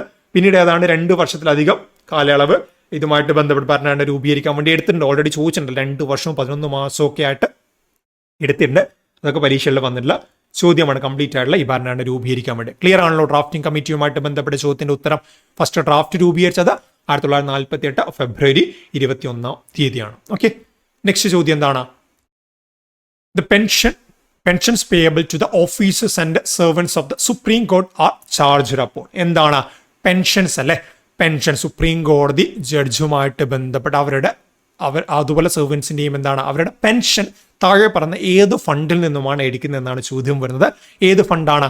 കൺസോളിഡേറ്റഡ് ഫണ്ട് ഓഫ് ഇന്ത്യയിൽ നിന്നുമാണ് ഈ ഒരു ഫണ്ട് വരുന്നത് അല്ലേ. അതായത് കൺസോളിഡേറ്റഡ് ഫണ്ട് ഓഫ് ഇന്ത്യയിൽ നിന്നുമാണ് officers and servants of supreme കോർട്ടിന്റെ പെൻഷനും കാര്യങ്ങളും പേ ചെയ്യുന്നത്. Okay, consolidated fund of India എന്ന് പറയുന്ന സമയത്ത് account of the revenue of government of India receives from income tax, customs, central excise, non tax revenue. So ഇത്തരം കാര്യങ്ങളൊക്കെ നമ്മുടെ ഇൻകം ടാക്സ് ആയാലും കസ്റ്റംസ് ആയാലും സെൻട്രൽ എക്സൈസ് ആയാലും നോൺ ടാക്സ് റവന്യൂ ഒക്കെ വരുന്ന ഫണ്ട് ആ ഒരു അക്കൗണ്ടാണ് കൺസോളിഡേറ്റഡ് ഫണ്ട് ഓഫ് ഇന്ത്യ എന്ന പേരിൽ നമ്മൾ വിളിക്കുന്നത്. ഇതുമായിട്ട് ബന്ധപ്പെട്ട ഒരു ആർട്ടിക്കിൾ ഉണ്ടല്ലോ. ഏതാണ് ആർട്ടിക്കിൾ എന്നറിയോ? ചോദിച്ചിന്റെ പരീക്ഷയ്ക്ക് 266 ക്ലോസ് 1 ആണ് കൺസോളിഡേറ്റഡ് ഫണ്ട് ഓഫ് ഇന്ത്യയുമായിട്ട് ബന്ധപ്പെട്ട കാര്യങ്ങൾ വരുന്നത്. ഗവൺമെന്റ് റേസ് ചെയ്യുന്ന എല്ലാ രീതിയിലുള്ള ഫണ്ടും എന്താണ്, അതായത് ക്രെഡിറ്റ് ആയി കഴിഞ്ഞാലും ലോൺ ഏതെങ്കിലും രീതിയിലുള്ള ലോൺ വിത്ത് അപ്പോൾ ഡിസ്ക്ലോഷറും കാര്യങ്ങളും ട്രഷറി ബില്ല് ബോറോയിങ് ഒക്കെ വരുന്നത് എന്തിലേക്കാണ്? കൺസോളിഡേറ്റഡ് ഫണ്ട് ഓഫ് ഇന്ത്യയിൽ നിന്നാണല്ലേ. സോ ഈ ഒരു കൺസോളിഡേറ്റഡ് ഫണ്ട് ഓഫ് ഇന്ത്യയിൽ നിന്ന് എടുത്തിട്ടാണ് സുപ്രീം കോർട്ടുമായിട്ട് ബന്ധപ്പെട്ട ഓഫീസേഴ്സിന്റെയും സെർവൻസിന്റെ ഒക്കെ പെൻഷനും കാര്യങ്ങളും നൽകുന്നത്. പാർലമെന്റിന്റെ കൺസെന്റ് ഇല്ലാതെ 1 രൂപ പോലും ഇതിൽ നിന്ന് എടുക്കാൻ വേണ്ടി പറ്റത്തില്ല. അങ്ങനെ ഒരു പ്രത്യേകത കൂടെ അവിടെയുണ്ട്. ഓക്കെ, ക്ലിയർ ആണല്ലോ? ഇനി കൺസോളിഡേറ്റഡ് ഫണ്ട് ഓഫ് ഇന്ത്യയുമായിട്ട് ബന്ധപ്പെട്ടിട്ട് ആനുകൂല്യങ്ങൾ ലഭിക്കുന്ന മറ്റു വിഭാഗങ്ങൾ നോക്കിക്കഴിഞ്ഞാൽ ഒന്ന് പ്രസിഡന്റിന്റെ എമോളുമെന്റ്സും അലവൻസും എടുക്കുന്നത് കൺസോളിഡേറ്റഡ് ഫണ്ടിൽ നിന്നുമാണ്. അതുപോലെ സാലറീസ് ഓഫ് സ്പീക്കേഴ്സും അതുപോലെ deputy speakers of Lok Sabha, salaries of ചെയർമാനും ഡെപ്യൂട്ടി ചെയർമാൻ ഓഫ് ലോക്സഭ, അതുപോലെ salary allowance and pension of supreme court judges, servants, അതുപോലെ പെൻഷൻ ഓഫ് ഹൈക്കോടതി ജഡ്ജസ് ഒക്കെ ഇവിടുന്നാണ് ഈ കൺസോളിഡേറ്റഡ് ഫണ്ട് ഓഫ് ഇന്ത്യയിൽ നിന്നുമാണ്. ആ ഒരു രീതിയിൽ ഒന്ന് ഓർത്തു വെക്കണം എന്തൊക്കെയാണ് വിഭാഗങ്ങൾ എന്ന് പറഞ്ഞിട്ട്. പെട്ടെന്ന് കിട്ടാത്തവരുണ്ടെങ്കിൽ ഒന്ന് പോസ്റ്റ് അടിച്ച് ബാക്ക് അടിച്ചിട്ട് ഒന്ന് സ്ലോ ആക്കിയിട്ട് കേട്ടാൽ മതി. നമ്മൾ വീണ്ടും പറയാൻ നിന്ന് കഴിഞ്ഞാൽ നമ്മൾ ഈ ഒരു കാര്യം വെച്ചിട്ട് തന്നെ ഇങ്ങനെ ക്ലാസ് മുന്നോട്ടേക്ക് പോവേണ്ടി വരും. നമുക്ക് ഒരുപാട് ചോദ്യങ്ങൾ പറയാനുണ്ട്. ഓക്കെ, ഇനി ആർട്ടിക്കിൾ 266 ക്ലോസ് 1 പറഞ്ഞു. 266 ക്ലോസ് 2 എന്താണ് പ്രതിപാദിക്കുന്നത്? പബ്ലിക് അക്കൗണ്ട് ഓഫ് ഇന്ത്യ ആണല്ലേ. പബ്ലിക് അക്കൗണ്ട് ഓഫ് ഇന്ത്യ എന്ന് പറയുമ്പോൾ പ്രൊവിഡന്റ് ഫണ്ട്, സ്മോൾ സേവിംഗ് ഫണ്ടും കാര്യങ്ങളൊക്കെ വരുന്ന ഒരു അക്കൗണ്ട് ആണത്. അതുകൂടെ അവിടെ ഒന്ന് ഓർത്തു വെച്ചു. നെക്സ്റ്റ് എന്താണ്? On 20 July 2021, the Supreme Court struck down certain provision of Part 9B of the Constitution of India. Part 9B was related to. അതായത് ഇവിടെ റീസെന്റ് ആയിട്ട് സുപ്രീം കോടതിയുമായിട്ട് ബന്ധപ്പെട്ട ഒരു വിധി തന്നെയാണ് പറഞ്ഞത്. 2021 ജൂലൈ 20 സുപ്രീം കോടതി എന്താണ് പാർട്ട് 9B ബന്ധപ്പെട്ട് ചില പ്രൊവിഷൻസ് ഇല്ലാതാക്കി എന്ന് പറയുന്നുണ്ട്. ആ പറഞ്ഞ പാർട്ട് 9B എന്തുമായിട്ട് ബന്ധപ്പെട്ടിരിക്കുന്നു എന്ന് ചോദ്യമുണ്ട് അല്ലേ. ഓൾറെഡി പാർട്ട് 9 ഞാൻ നേരത്തെ പറഞ്ഞത് ഓർമ്മയുണ്ടല്ലോ, പഞ്ചായത്തുമായിട്ട് ബന്ധപ്പെട്ട്. അതുപോലെ പാർട്ട് 9A വരുന്നത് മുനിസിപ്പാലിറ്റി ആണെങ്കിൽ പാർട്ട് 9B വരുന്നത് കോപ്പറേറ്റീവ് സൊസൈറ്റീസ് ആണ്. എന്താണ്? കോപ്പറേറ്റീവ് സൊസൈറ്റീസുമായിട്ട് ബന്ധപ്പെട്ട ആർട്ടിക്കിളാണ് പാർട്ട് 9B. ഓപ്ഷനിൽ എവിടെയാണ് കോപ്പറേറ്റീവ് സൊസൈറ്റി വരുന്നത്? Part 9B. ഇതേ ഈ ഒരു ഓർഡറിൽ പാർട്ട് 9 ആണ് നമ്മുടെ പഞ്ചായത്തുമായിട്ട് ബന്ധപ്പെട്ട കാര്യങ്ങൾ, പാർട്ട് 9A ആണ് മുനിസിപ്പാലിറ്റി എങ്കിൽ പാർട്ട് 9B ആണ് കോപ്പറേറ്റീവ് സൊസൈറ്റീസ് വരുന്നത്. പാർട്ട് 9B എന്താണ്? Introduced into the constitution through 97th Amendment Act mention about the tenure for running cooperative societies. ഈ പറയുന്ന സഹകരണ സ്ഥാപനങ്ങൾ എന്താണ്, അതിൻ്റെ മാനേജ്മെൻറ്റും കാര്യങ്ങളൊക്കെ പ്രതിപാദിപ്പിച്ചുകൊണ്ട് പാർട്ട് 9B 97th അമെൻമെൻറ്റ് ആക്ടിലൂടെയാണ് ഇന്ത്യൻ ഭരണഘടനയിലേക്ക് ആഡ് ചെയ്തത്. പാർട്ട് 9B പ്രധാനമായിട്ട് ആർട്ടിക്കിൾ 243 സെഡ് എച്ച് തൊട്ടിട്ട് 243 സെഡ് ടി വരെയാണ് പ്രതിപാദിക്കുന്നത്. അതുകൂടെ അവിടെ നിന്ന് നോട്ട് ചെയ്യണം. 2023 എന്താണ് സുപ്രീം കോർട്ട് 97th അമെൻമെന്റ് ആയിട്ട് ബന്ധപ്പെട്ട ചില വ്യവസ്ഥകൾ റദ്ദാക്കിയിട്ടുണ്ടായിരുന്നു. 97th അമെൻമെന്റ് എന്ന് പറയുമ്പോൾ ഈ ഒരു 9B ആഡ് ചെയ്തല്ലേ, അവിടെ പറയുന്ന ചില വ്യവസ്ഥകൾ റദ്ദാക്കിയിട്ടുണ്ടായിരുന്നു. 97th അമെൻമെന്റ് ആക്ടിന് സ്റ്റേറ്റ് ലെജിസ്ലേഷന്റെ നിയമനിർമ്മാണത്തെ സ്വാധീനിക്കുന്നുണ്ടോ എന്ന ചോദ്യത്തെ തുറന്നിട്ടായിരുന്നു ഇതുമായിട്ട് ബന്ധപ്പെട്ട് സുപ്രീം കോടതി പഠനം നടത്തുകയും അങ്ങനെ അതിന്റെ ഭാഗമായിട്ട് ചില പ്രൊവിഷൻസ് അവിടെ റദ്ദാക്കുകയും ചെയ്തിട്ടുണ്ട്. ആ ഒരു കാര്യങ്ങൾ അവിടെ ഒന്ന് ഓർത്തു വെക്കണം. നെക്സ്റ്റ് എന്താണ്, the right to work plan under the national rural employment guarantee act 2005 was implemented in how many district in the first phase. ഇത് കുറച്ച് പഴക്കമുള്ള ചോദ്യമാണ്, 2005 വന്നിട്ടുള്ളൊരു കാര്യമാണ്. ഇവിടെ ചോദ്യം എന്താണെന്ന് വെച്ചാൽ റൈറ്റ് ടു വർക്ക് നമുക്കറിയാം, റൈറ്റ് ടു വർക്കുമായിട്ട് ബന്ധപ്പെട്ട MGNREGA സ്കീമൊക്കെ നമുക്കറിയാലോ. അതായത് നമുക്ക് എന്താണ് മിനിമം ഇത്ര ദിവസമെങ്കിലും കൂലിയുള്ള തൊഴിൽ ലഭ്യമാക്കണം. ഓക്കെ, ആ രീതിയിലാണ് പറഞ്ഞത്. സോ അതിന്റെ ഭാഗമായിട്ട് 2005 MGNREGA സ്കീം വന്നിട്ടുണ്ടെന്ന് നമുക്കറിയാം. Mahatma Gandhi national rural employment guarantee act ഒക്കെ ആയിട്ട് ബന്ധപ്പെട്ട് ചില കാര്യങ്ങൾ വന്നെന്ന് നമുക്ക് അറിയുന്ന കാര്യമാണ്. സോ ഇതിന്റെ ഭാഗമായിട്ട് എന്താണ്, ഇതിന്റെ ഭാഗമായിട്ട് ഈ ഒരു ആക്ട് ആദ്യഘട്ടത്തിൽ ഫസ്റ്റ് ഫേസിൽ എത്ര ഡിസ്ട്രിക്റ്റിലാണ് നടപ്പിലാക്കിയെന്നാണ് ചോദ്യം. ഇതിന് ഉത്തരം ഡയറക്റ്റ് ഞാൻ ഉത്തരത്തിലേക്ക് പോകാം. 200 ജില്ലകളിലാണ് ആദ്യ കേസിൽ ഇത് ആദ്യഘട്ടത്തിൽ നടപ്പിലാക്കിയത്. MGNREGA സ്കീം എന്താണ് 200 ജില്ലകളിലാണ് ആദ്യ ഫേസിൽ നടപ്പിലാക്കിയത്. 2006 ഇതിന്റെ ഫസ്റ്റ് ഫേസ് നടന്നിട്ടുണ്ടായിരുന്നത്. പിന്നീട് എന്താണ്, പിന്നീട് ഇത് സബ്സീക്വന്റ്ലി 113 ജില്ലകളിലേക്ക്, അതുപോലെ തന്നെ നെക്സ്റ്റ് ഘട്ടത്തിലായിട്ട് 17 ജില്ലകളിലേക്കും 2007 എക്സ്റ്റെൻഡ് ചെയ്യേണ്ടത്. 2007 ഏപ്രിൽ 1-ാം തീയതി 113 ജില്ലകളിലേക്കും, പിന്നെ 2007 മെയ് 15-ാം തീയതി 17 ജില്ലകളിലേക്ക് ഇത് എക്സ്റ്റെൻഡ് ചെയ്യേണ്ടത്. ചിലപ്പോൾ അങ്ങനെയും ചോദ്യങ്ങൾ വരാനുള്ള സാധ്യതയുണ്ട്. 2006 200 ജില്ലകൾ, 2007 ഏപ്രിൽ 1-ാം തീയതി 113 ജില്ലകൾ. ഇങ്ങനെ എഴുതാം, 200 ജില്ലകൾ, 2007 ഏപ്രിൽ 1-ാം തീയതി 113 ജില്ലകൾ, അതുപോലെ 2007 മെയ് 15 17 ജില്ലകൾ, അതുപോലെ എന്താണ് ബാക്കിയുള്ള ജില്ലകൾ 2008 തൊട്ടിട്ട് എന്താണ് ഇതിന്റെ ഭാഗമായിട്ട് വന്നിട്ടുണ്ട്. ഓക്കെ, ക്ലിയർ ആണല്ലോ. 100 വർക്കിംഗ് ഡേ പെർ ഇയർ ആണ് ഗ്യാരണ്ടി ചെയ്യുകയാണ് ഈ പറയുന്ന ഇനീഷ്യേറ്റീവുമായിട്ട് ബന്ധപ്പെട്ട് വരുന്നത്. കൂടുതലായിട്ട് നമ്മൾ പറയുന്നില്ല, അന്നത്തെ കറണ്ട് അഫെയർ ആണ്. നെക്സ്റ്റ് എന്താണ്, president of India Draupadi Murmu presented dash of the digital India awards 7th January 2023 New Delhi. നമ്മൾ കറണ്ട് അഫെയറിൽ പഠിക്കുമ്പോൾ 2021 ജനുവരി മാസം പ്രഖ്യാപിച്ച ഈ ഒരു ഡിജിറ്റൽ ഇന്ത്യ അവാർഡുമായിട്ട് ബന്ധപ്പെട്ടിട്ട് അവിടെ പ്രസിഡന്റ് ദ്രൗപദി മുർമു അവാർഡ് കൊടുത്തു. എന്നിട്ട് നമ്മൾ പ്ലാറ്റിനം, ഗോൾഡ്, സിൽവർ കാറ്റഗറി ഒക്കെ പഠിച്ചു പോലെ പരീക്ഷയ്ക്ക് എന്താണ് ചോദ്യം വന്നത്, ഇത് എത്രാമത്തെ എഡിഷൻ ആയിരുന്നു എന്ന് ചോദ്യം വന്നു അല്ലേ.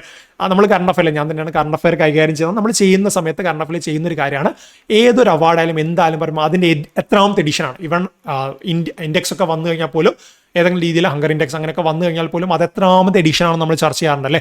അതെന്തുകൊണ്ടാണ് ഇത്തരത്തിൽ ചോദ്യങ്ങൾ വരാറുണ്ട്.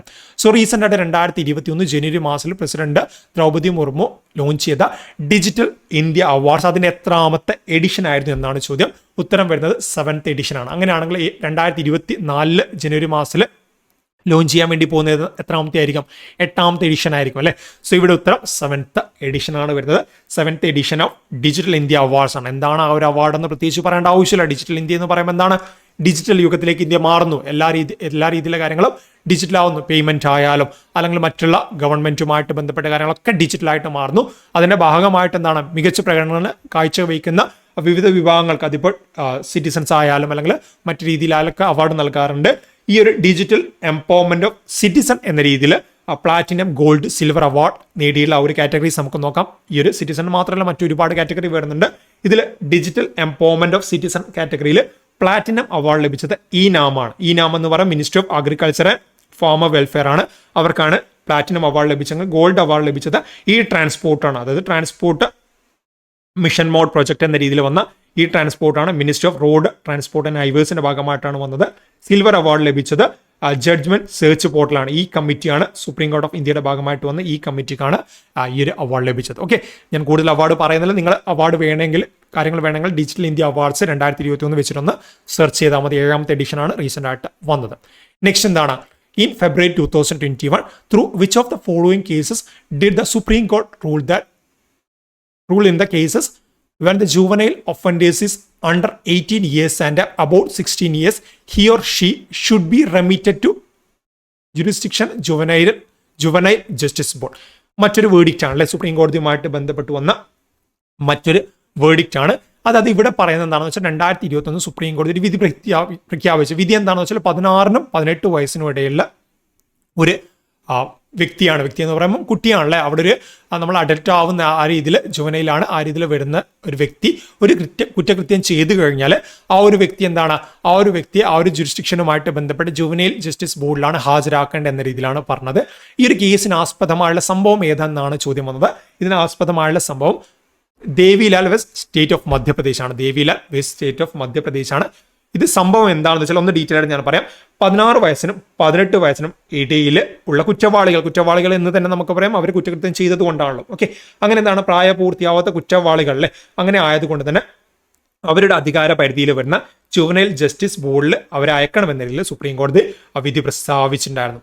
ഇതിന് ആസ്പദമായുള്ള സംഭവം എന്താണെന്ന് വെച്ചാൽ ഈ ഒരു പ്രൊവിഷനുമായിട്ട് ബന്ധപ്പെട്ട സംഭവം എന്താണെന്ന് വെച്ചാൽ ദേവിലാൽ. ഓക്കെ, ഇവിടെ ദേവിലാൽ എന്ന് പറയുന്ന പേര് കണ്ടല്ലോ. ദേവിലാൽ എന്ന് പറയുന്നത് കുറ്റവാളിയാണ്. ദേവിലാലും തന്റെ 2 ആൺമക്കളും ചേർന്നിട്ട് എന്താണ് ജാതി തർക്കവുമായിട്ട് ബന്ധപ്പെട്ട് ഗണേഷ് റാം എന്ന പേരുള്ള വ്യക്തി എന്താണ് ആക്രമിക്കുകയുണ്ടായി. ഓക്കെ, ആക്രമിച്ചിട്ട് പിന്നീട് ആ ഒരു ആക്രമണവുമായിട്ട് ബന്ധപ്പെട്ട് അതിന്റെ പരിണിത ഫലമായിട്ട് കുറച്ച് വർഷങ്ങൾ കഴിഞ്ഞ സമയത്ത് ദേവി റാം മരണപ്പെടുന്ന സാഹചര്യത്തിലേക്ക് വന്നിട്ടുണ്ടായിരുന്നു. സോ ഈ കേസുമായിട്ട് ബന്ധപ്പെട്ടെന്നാണ് ഹൈക്കോടതി ഇവർക്ക് ജീവപര്യന്ത ശിക്ഷ വിധിച്ചിട്ടുണ്ടായിരുന്നു.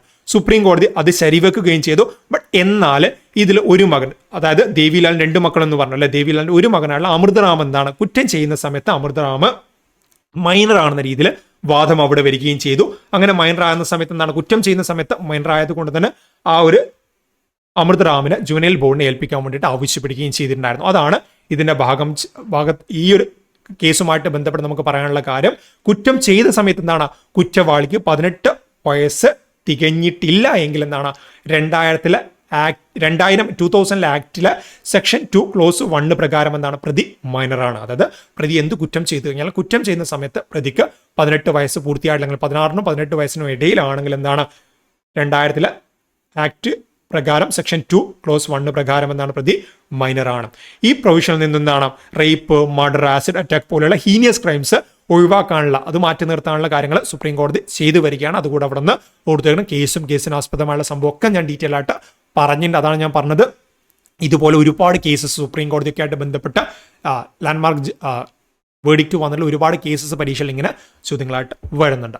നെക്സ്റ്റ് എന്താണ്? Which part of the constitution of India contains the provision of union എക്സിക്യൂട്ടീവുമായിട്ട് ബന്ധപ്പെട്ട് ഏത് ഭാഗം വരുന്നു എന്നാണ് ചോദ്യം. പാർട്ട് 3 ഓൾറെഡി നമ്മൾ പറഞ്ഞു. എന്താണ് പാർട്ട് 3 വരുന്നത്?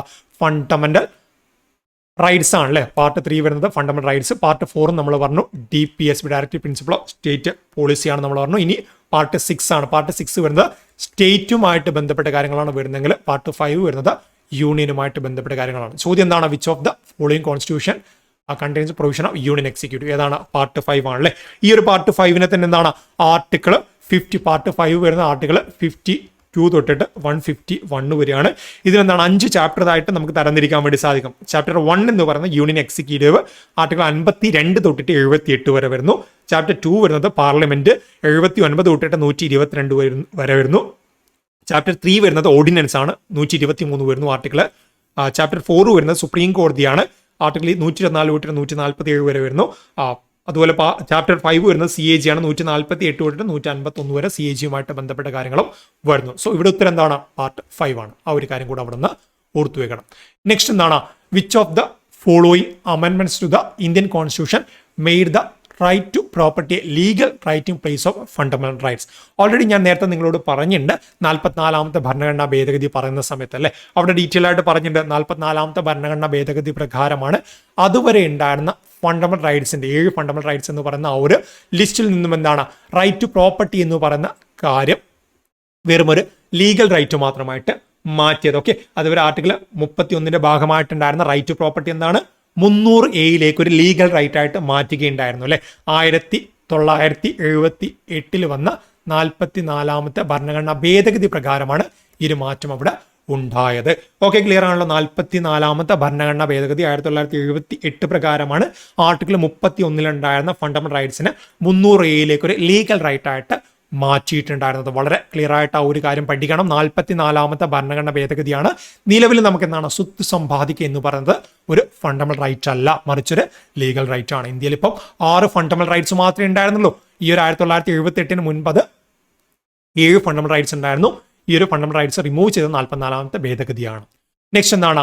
Fundamental duties were not placed in part 3 of the Indian constitution because part 3 is, ചുരുക്കി പറഞ്ഞാൽ ചോദ്യം ഇതേയുള്ള പാർട്ട് 3 എന്തുമായിട്ട് ബന്ധപ്പെട്ട് പ്രതിപാദിക്കുന്നു എന്നാണ് ചോദ്യം വന്നത്.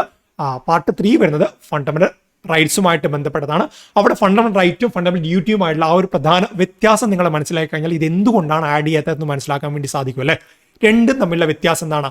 ഫണ്ടമെന്റൽ റൈറ്റ് എന്ന് പറയുന്ന കാര്യം നമുക്ക് ജസ്റ്റിഷ്യബിൾ ആണ്. അതായത് ഫണ്ടമെന്റൽ റൈറ്റ്സ് എന്ന് പറയുന്നത് ജസ്റ്റിഷ്യബിൾ ആണെന്ന ന്യായവാദത്തിന് അർഹമാണ്. നമുക്ക് ഏതെങ്കിലും രീതിയിലുള്ള ഫണ്ടമെന്റൽ റൈറ്റ് ലംഘിക്കപ്പെട്ട് കഴിഞ്ഞാൽ നമ്മുടെ എന്താണ്, നമുക്ക് പബ്ലിക് എംപ്ലോയ്മെന്റുമായിട്ട് ബന്ധപ്പെട്ടിട്ട് ഏതെങ്കിലും ജോലി നമുക്ക് തടയപ്പെട്ടു, അല്ലെങ്കിൽ മറ്റേതെങ്കിലും രീതിയിൽ എന്താണ് നമുക്ക് അൺടച്ചബിലിറ്റി പോലുള്ള പ്രശ്നങ്ങൾ നമുക്ക് വന്നു, അതുപോലെ അല്ലെങ്കിൽ നമുക്ക് ജീവിക്കാനുള്ള സ്വാതന്ത്ര്യം നിഷേധിക്കപ്പെട്ടു, സംസാരിക്കാനുള്ള സ്വാതന്ത്ര്യം നിഷേധിക്കപ്പെട്ടു എന്നൊക്കെ വന്നാൽ നമുക്ക് എന്താണ് സുപ്രീം കോടതി അല്ലെങ്കിൽ ഹൈക്കോടതിയെ റിട്ടുമായിട്ട് ബന്ധപ്പെട്ട് സമർപ്പിക്കാൻ വേണ്ടി സാധിക്കും. അതിനർത്ഥം എന്താണ്? ഫണ്ടമെന്റൽ റൈറ്റ്സ് ജസ്റ്റിഷ്യബിൾ ആണ്, ന്യായവാദത്തിന് അർഹമാണ്. നമുക്ക് ലംഘിക്കപ്പെട്ടു എന്ന് തോന്നിക്കഴിഞ്ഞാൽ നമുക്ക് കോടതിയെ സമീപിച്ച് അത് പുനഃസ്ഥാപിക്കാൻ വേണ്ടി സാധിക്കും. എന്നാൽ ഫണ്ടമെന്റൽ ഡ്യൂട്ടീസ് എന്താണ്? ഫണ്ടമെന്റൽ ഡ്യൂട്ടീസ് എന്ന് പറയുന്ന സാധനം നമുക്ക് ഇതുപോലെ ഈ പറഞ്ഞതുപോലെ ഒരു വ്യക്തി ചെയ്തില്ല എന്ന് കരുതിയിട്ട്, അല്ലെങ്കിൽ ഫണ്ടമെന്റൽ ഡ്യൂട്ടീസുമായിട്ട് ബന്ധപ്പെട്ട കാര്യങ്ങൾ പ്രാവർത്തികമായില്ല എന്ന് കരുതിയിട്ട് നമുക്ക് കോടതിയെ സമീപിക്കാൻ വേണ്ടി സാധിക്കത്തില്ല. അതായത് അത് ന്യായവാദത്തിന് അർഹമല്ല, നോൺ ജസ്റ്റിഷ്യബിൾ ആണ്. സോ ഇവിടെ എന്താണ്, ഇവിടെ കാര്യം എന്താണെന്ന് വെച്ചാൽ ഫണ്ടമെന്റൽ റൈറ്റ്സ് എന്ന് പറയുന്ന കാര്യം ജസ്റ്റിഷ്യബിൾ ആണ്. Fundamental duties were not placed in part 3. കാരണം എന്താണ്? പാർട്ട് 3 എന്ന് പറയുന്നത് ജസ്റ്റിഷ്യബിൾ ആണ്. പാർട്ട് 3 വരുന്ന കാര്യങ്ങൾ ജസ്റ്റിഷ്യബിൾ ആണ്. ഫണ്ടമെന്റൽ ഡ്യൂട്ടി എന്താണ്? നോൺ ജസ്റ്റിഷ്യബിൾ ആണ്. സോ എന്തുകൊണ്ട് ആഡ് ചെയ്തില്ല എന്നാണ് ചോദ്യം വരുന്നത്. Fundamental duties were not placed in part 3 of the constitution because part 3 is എന്നാണ് ചോദിച്ചത്. അല്ലാതെ ഫണ്ടമെന്റൽ ഡ്യൂട്ടീസ് ഈസ് എന്നല്ല ചോദിച്ചത്. പാർട്ട് 3 എന്താണ്? ഫണ്ടമെന്റൽ റൈറ്റ്സ് എന്ന് പറയുന്നത് ജസ്റ്റിഷ്യബിൾ ആണ്. ചോദ്യം കൃത്യമായിട്ട് വായിച്ചില്ലെങ്കിൽ നമ്മൾ ഫണ്ടമെന്റൽ ഡ്യൂട്ടീസ് നോൺ ജസ്റ്റിഷ്യബിൾ ആണെന്ന് പറഞ്ഞിട്ട് ഓപ്ഷൻ എയിലേക്ക് ചാടി മാർക്ക് ചെയ്യാനുള്ള സാധ്യതയുണ്ട്. സോ പാർട്ട് 3 ഈസ് എന്നാണ് ചോദ്യം വന്നത്. പാർട്ട് 3 ഈസ് എന്താണ്? ജസ്റ്റിഷ്യബിൾ ആണ്, ന്യായവാദത്തിന് അർഹമാണ്. ബട്ട് പാർട്ട് 4A അല്ലെങ്കിൽ ഫണ്ടമെന്റൽ ഡ്യൂട്ടി എന്താണ്? നോൺ ജസ്റ്റിഷ്യബിൾ ആണ്, ന്യായവാദത്തിന് അർഹമല്ല. അതാണ് ഇവിടെ വരുന്ന ആ ഒരു പ്രശ്നം എന്ന് പറയുന്നത്. ആ രീതിയിലൊന്ന് ഓർത്ത് വെക്കണം, വ്യത്യാസവും കാര്യങ്ങളൊന്നും ഓർത്ത് വെക്കണം. ബട്ട് ഫണ്ടമെന്റൽ ഡ്യൂട്ടീസുമായിട്ട് ബന്ധപ്പെട്ട ഒരു കാര്യമുണ്ട്. പാർലമെന്റ് ഈ പറഞ്ഞ ഫണ്ടമെന്റൽ ഡ്യൂട്ടിയുമായിട്ട് ബന്ധപ്പെട്ട നിയമനിർമ്മാണം നടത്തിയിട്ടുണ്ടെങ്കിൽ അവിടെ നമ്മൾ ലംഘനം വന്നാൽ ആ ഒരു നിയമനിർമ്മാണവുമായിട്ട് ബന്ധപ്പെട്ട ശിക്ഷ നമുക്ക് ലഭിക്കുകയും ചെയ്യും. ആ ഒരു കാര്യം അവിടെ ഒന്ന് ഓർത്തു വയ്ക്കേണ്ടതായിട്ട് വരുന്നുണ്ട്. സോ ഇവിടെ ജസ്റ്റിഷ്യബിൾ ആണെന്ന കാര്യം ഒന്ന് ഓർത്തു വെക്കണം. നെക്സ്റ്റ് എന്താണ്? Which of the following article of Indian constitution provide bicameral parliament of India? നമുക്കറിയാം നമ്മുടെ ഇന്ത്യയുടെ പാർലമെന്റ് ഈക്വൽ ടു, ഞാൻ ഒരുപാട് ക്ലാസ്സുകളിലായിട്ട് നിങ്ങളോട് പറഞ്ഞ കാര്യമാണ്. എന്താണ് ഇന്ത്യയുടെ പാർലമെന്റ് എന്ന് പറയുമ്പോൾ ഈക്വൽ ടു എന്ന് പറഞ്ഞ 3 കാര്യം അവിടെ എഴുതണം. എന്താണ്? പ്രസിഡന്റ് അല്ലേ, president plus Lok Sabha plus Rajya Sabha. ഇത് ചേർന്നാൽ എന്താണ്? ഇന്ത്യയുടെ പാർലമെന്റ് ആണ് നമുക്ക് പറയാൻ വേണ്ടി സാധിക്കും അല്ലെ. ഇവിടെ ലോക്സഭ പ്ലസ് രാജ്യസഭ എന്ന് പറഞ്ഞ ടേം കണ്ടല്ലോ. അതിനർത്ഥം എന്താണ്? ബൈക്യാമറൽ പാർലമെന്റ് എന്നാണ് അതിനർത്ഥം വരുന്നത് അല്ലെ. ഈ ഒരു ബൈക്യാമറൽ പാർലമെന്റ് ആയിരിക്കും എന്ന് പറഞ്ഞ ആർട്ടിക്കിൾ ഏതെന്നാണ് ചോദ്യം വരുന്നത്. ആർട്ടിക്കിൾ 79 പ്രകാരമാണ് ഈ ഒരു കാര്യം വരുന്നത്. There shall be A parliament for the union with president, Lok Sabha, Rajya Sabha. Lok Sabha Rajya Sabha എന്ന് പറയുമ്പോൾ എന്താണ്? അവിടെ ബൈക്യാമറലിസം വരികയാണ്. നിയമനിർമ്മാണവുമായിട്ട് ബന്ധപ്പെട്ട് 2 സഭകൾ, 2 സഭകൾ വരികയാണ്. അത് സംസ്ഥാനത്തെ കേസിലാണെങ്കിൽ നമ്മൾ എന്താണ് ബൈക്യാമറലിസം ലെജിസ്ലേറ്റീവ് അസംബ്ലി എന്ന രീതിയിലും ലെജിസ്ലേറ്റീവ് കൗൺസിൽ എന്ന രീതിയിലും വിളിക്കും അല്ലെ. സോ ആർട്ടിക്കിൾ 79 ആണ് ഇതുമായിട്ട് ബന്ധപ്പെട്ട് ബൈക്യാമറലിസമായിട്ട് ബന്ധപ്പെട്ട കാര്യങ്ങൾ വരുന്നത്.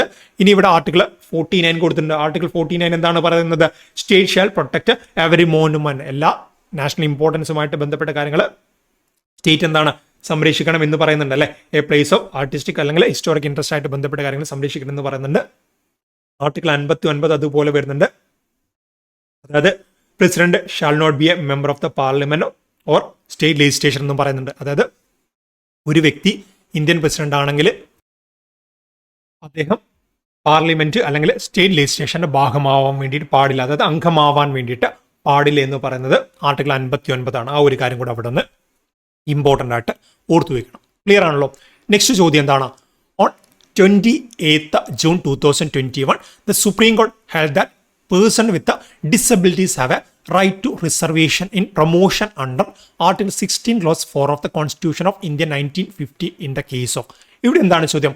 മറ്റൊരു വിധിയാണ് അല്ലെ, അതായത് കോടതി പ്രസ്താവിച്ച, സുപ്രീം കോടതി പ്രസ്താവിച്ച മറ്റൊരു വിധിയാണ്. ഈ ഒരു വിധി പ്രകാരം എന്താണ് പറയുന്നത്? ഈ ഒരു വിധി പ്രകാരം person with disabilities have a right to reservation. എന്താണ് right to reservation in promotion under article 16 clause 4 of constitution എന്ന് പറയുന്നുണ്ട് അല്ലെ. ആർട്ടിക്കിൾ 16 പ്രകാരം, ആർട്ടിക്കിൾ 16 നമുക്കറിയാമല്ലോ എന്താണ്? Equal opportunity in workplace. Public എംപ്ലോയ്മെന്റുമായിട്ട് ബന്ധപ്പെട്ട എല്ലാവർക്കും തുല്യ സ്വാതന്ത്ര്യമാണെന്ന് പറയുന്നത്, തുല്യ അവകാശമാണെന്ന് പറയുന്ന ആർട്ടിക്കിളാണ് ആർട്ടിക്കിൾ 16. ആർട്ടിക്കിൾ 16 സബ് ക്ലോസുമായിട്ട് ബന്ധപ്പെട്ട പേഴ്സൺ വിത്ത് ഡിസബിലിറ്റീസ് ഉള്ള ആളുകൾക്ക് എന്താണ്? Right to reservation. റിസർവേഷനിലെ അധികാരം, എല്ലാവർക്കും തുല്യ അവകാശം എന്ന് പറയുന്നുണ്ടെങ്കിലും ചില കാറ്റഗറീസിനും റിസർവേഷൻ വരുന്നുണ്ടല്ലോ. 16 ക്ലോസ് 4 ആക്ച്വലി പറയുന്നത് എന്താണെന്ന് വെച്ചാൽ കൃത്യമായുള്ള റിസർവേഷൻ ലഭിക്കാത്ത അല്ലെങ്കിൽ കൃത്യമായുള്ള ആ ഒരു മൈനോറിറ്റീസ് ഉള്ള വിഭാഗങ്ങൾക്ക് എന്താണ്? റിസർവേഷൻ ലഭ്യമാക്കാമെന്ന് 16 ക്ലോസ് 4 പറയുന്നുണ്ട്. ഓക്കെ, ആ രീതിയിൽ എന്താണ്? ആ രീതിയിൽ ഒരു കേസ് വന്നിട്ടുണ്ട് റീസെൻ്റ് ആയിട്ട്. ആ ഒരു കേസ് വന്നത് ആരൊക്കെ തമ്മിലാണെന്ന് ചോദിച്ചാൽ state of Kerala versus Lissamma Joseph ആണ്. ഈ ഒരു കേസിന് ആസ്പദമായുള്ള സംഭവം എന്താണെന്ന് വെച്ചാൽ 1996 ഈ പറയുന്ന ലിസമ്മ ജോസഫ് കേരള പോലീസ് ഡിപ്പാർട്ട്മെന്റിൽ ടൈപ്പിസ്റ്റ് കം ക്ലർക്കായിട്ട് കയറുന്നത്. അന്ന് കയറുന്ന സമയത്ത് 55% ഡിസബിലിറ്റി ഉണ്ടായിരുന്നു. അതിന്റെ ഭാഗമായിട്ട് ഈ ഒരു ഡിസബിലിറ്റി കൺസിഡർ ചെയ്തിട്ട് തന്നെയാണ് ജോലിയിലേക്ക് പ്രവേശിക്കുന്നത്.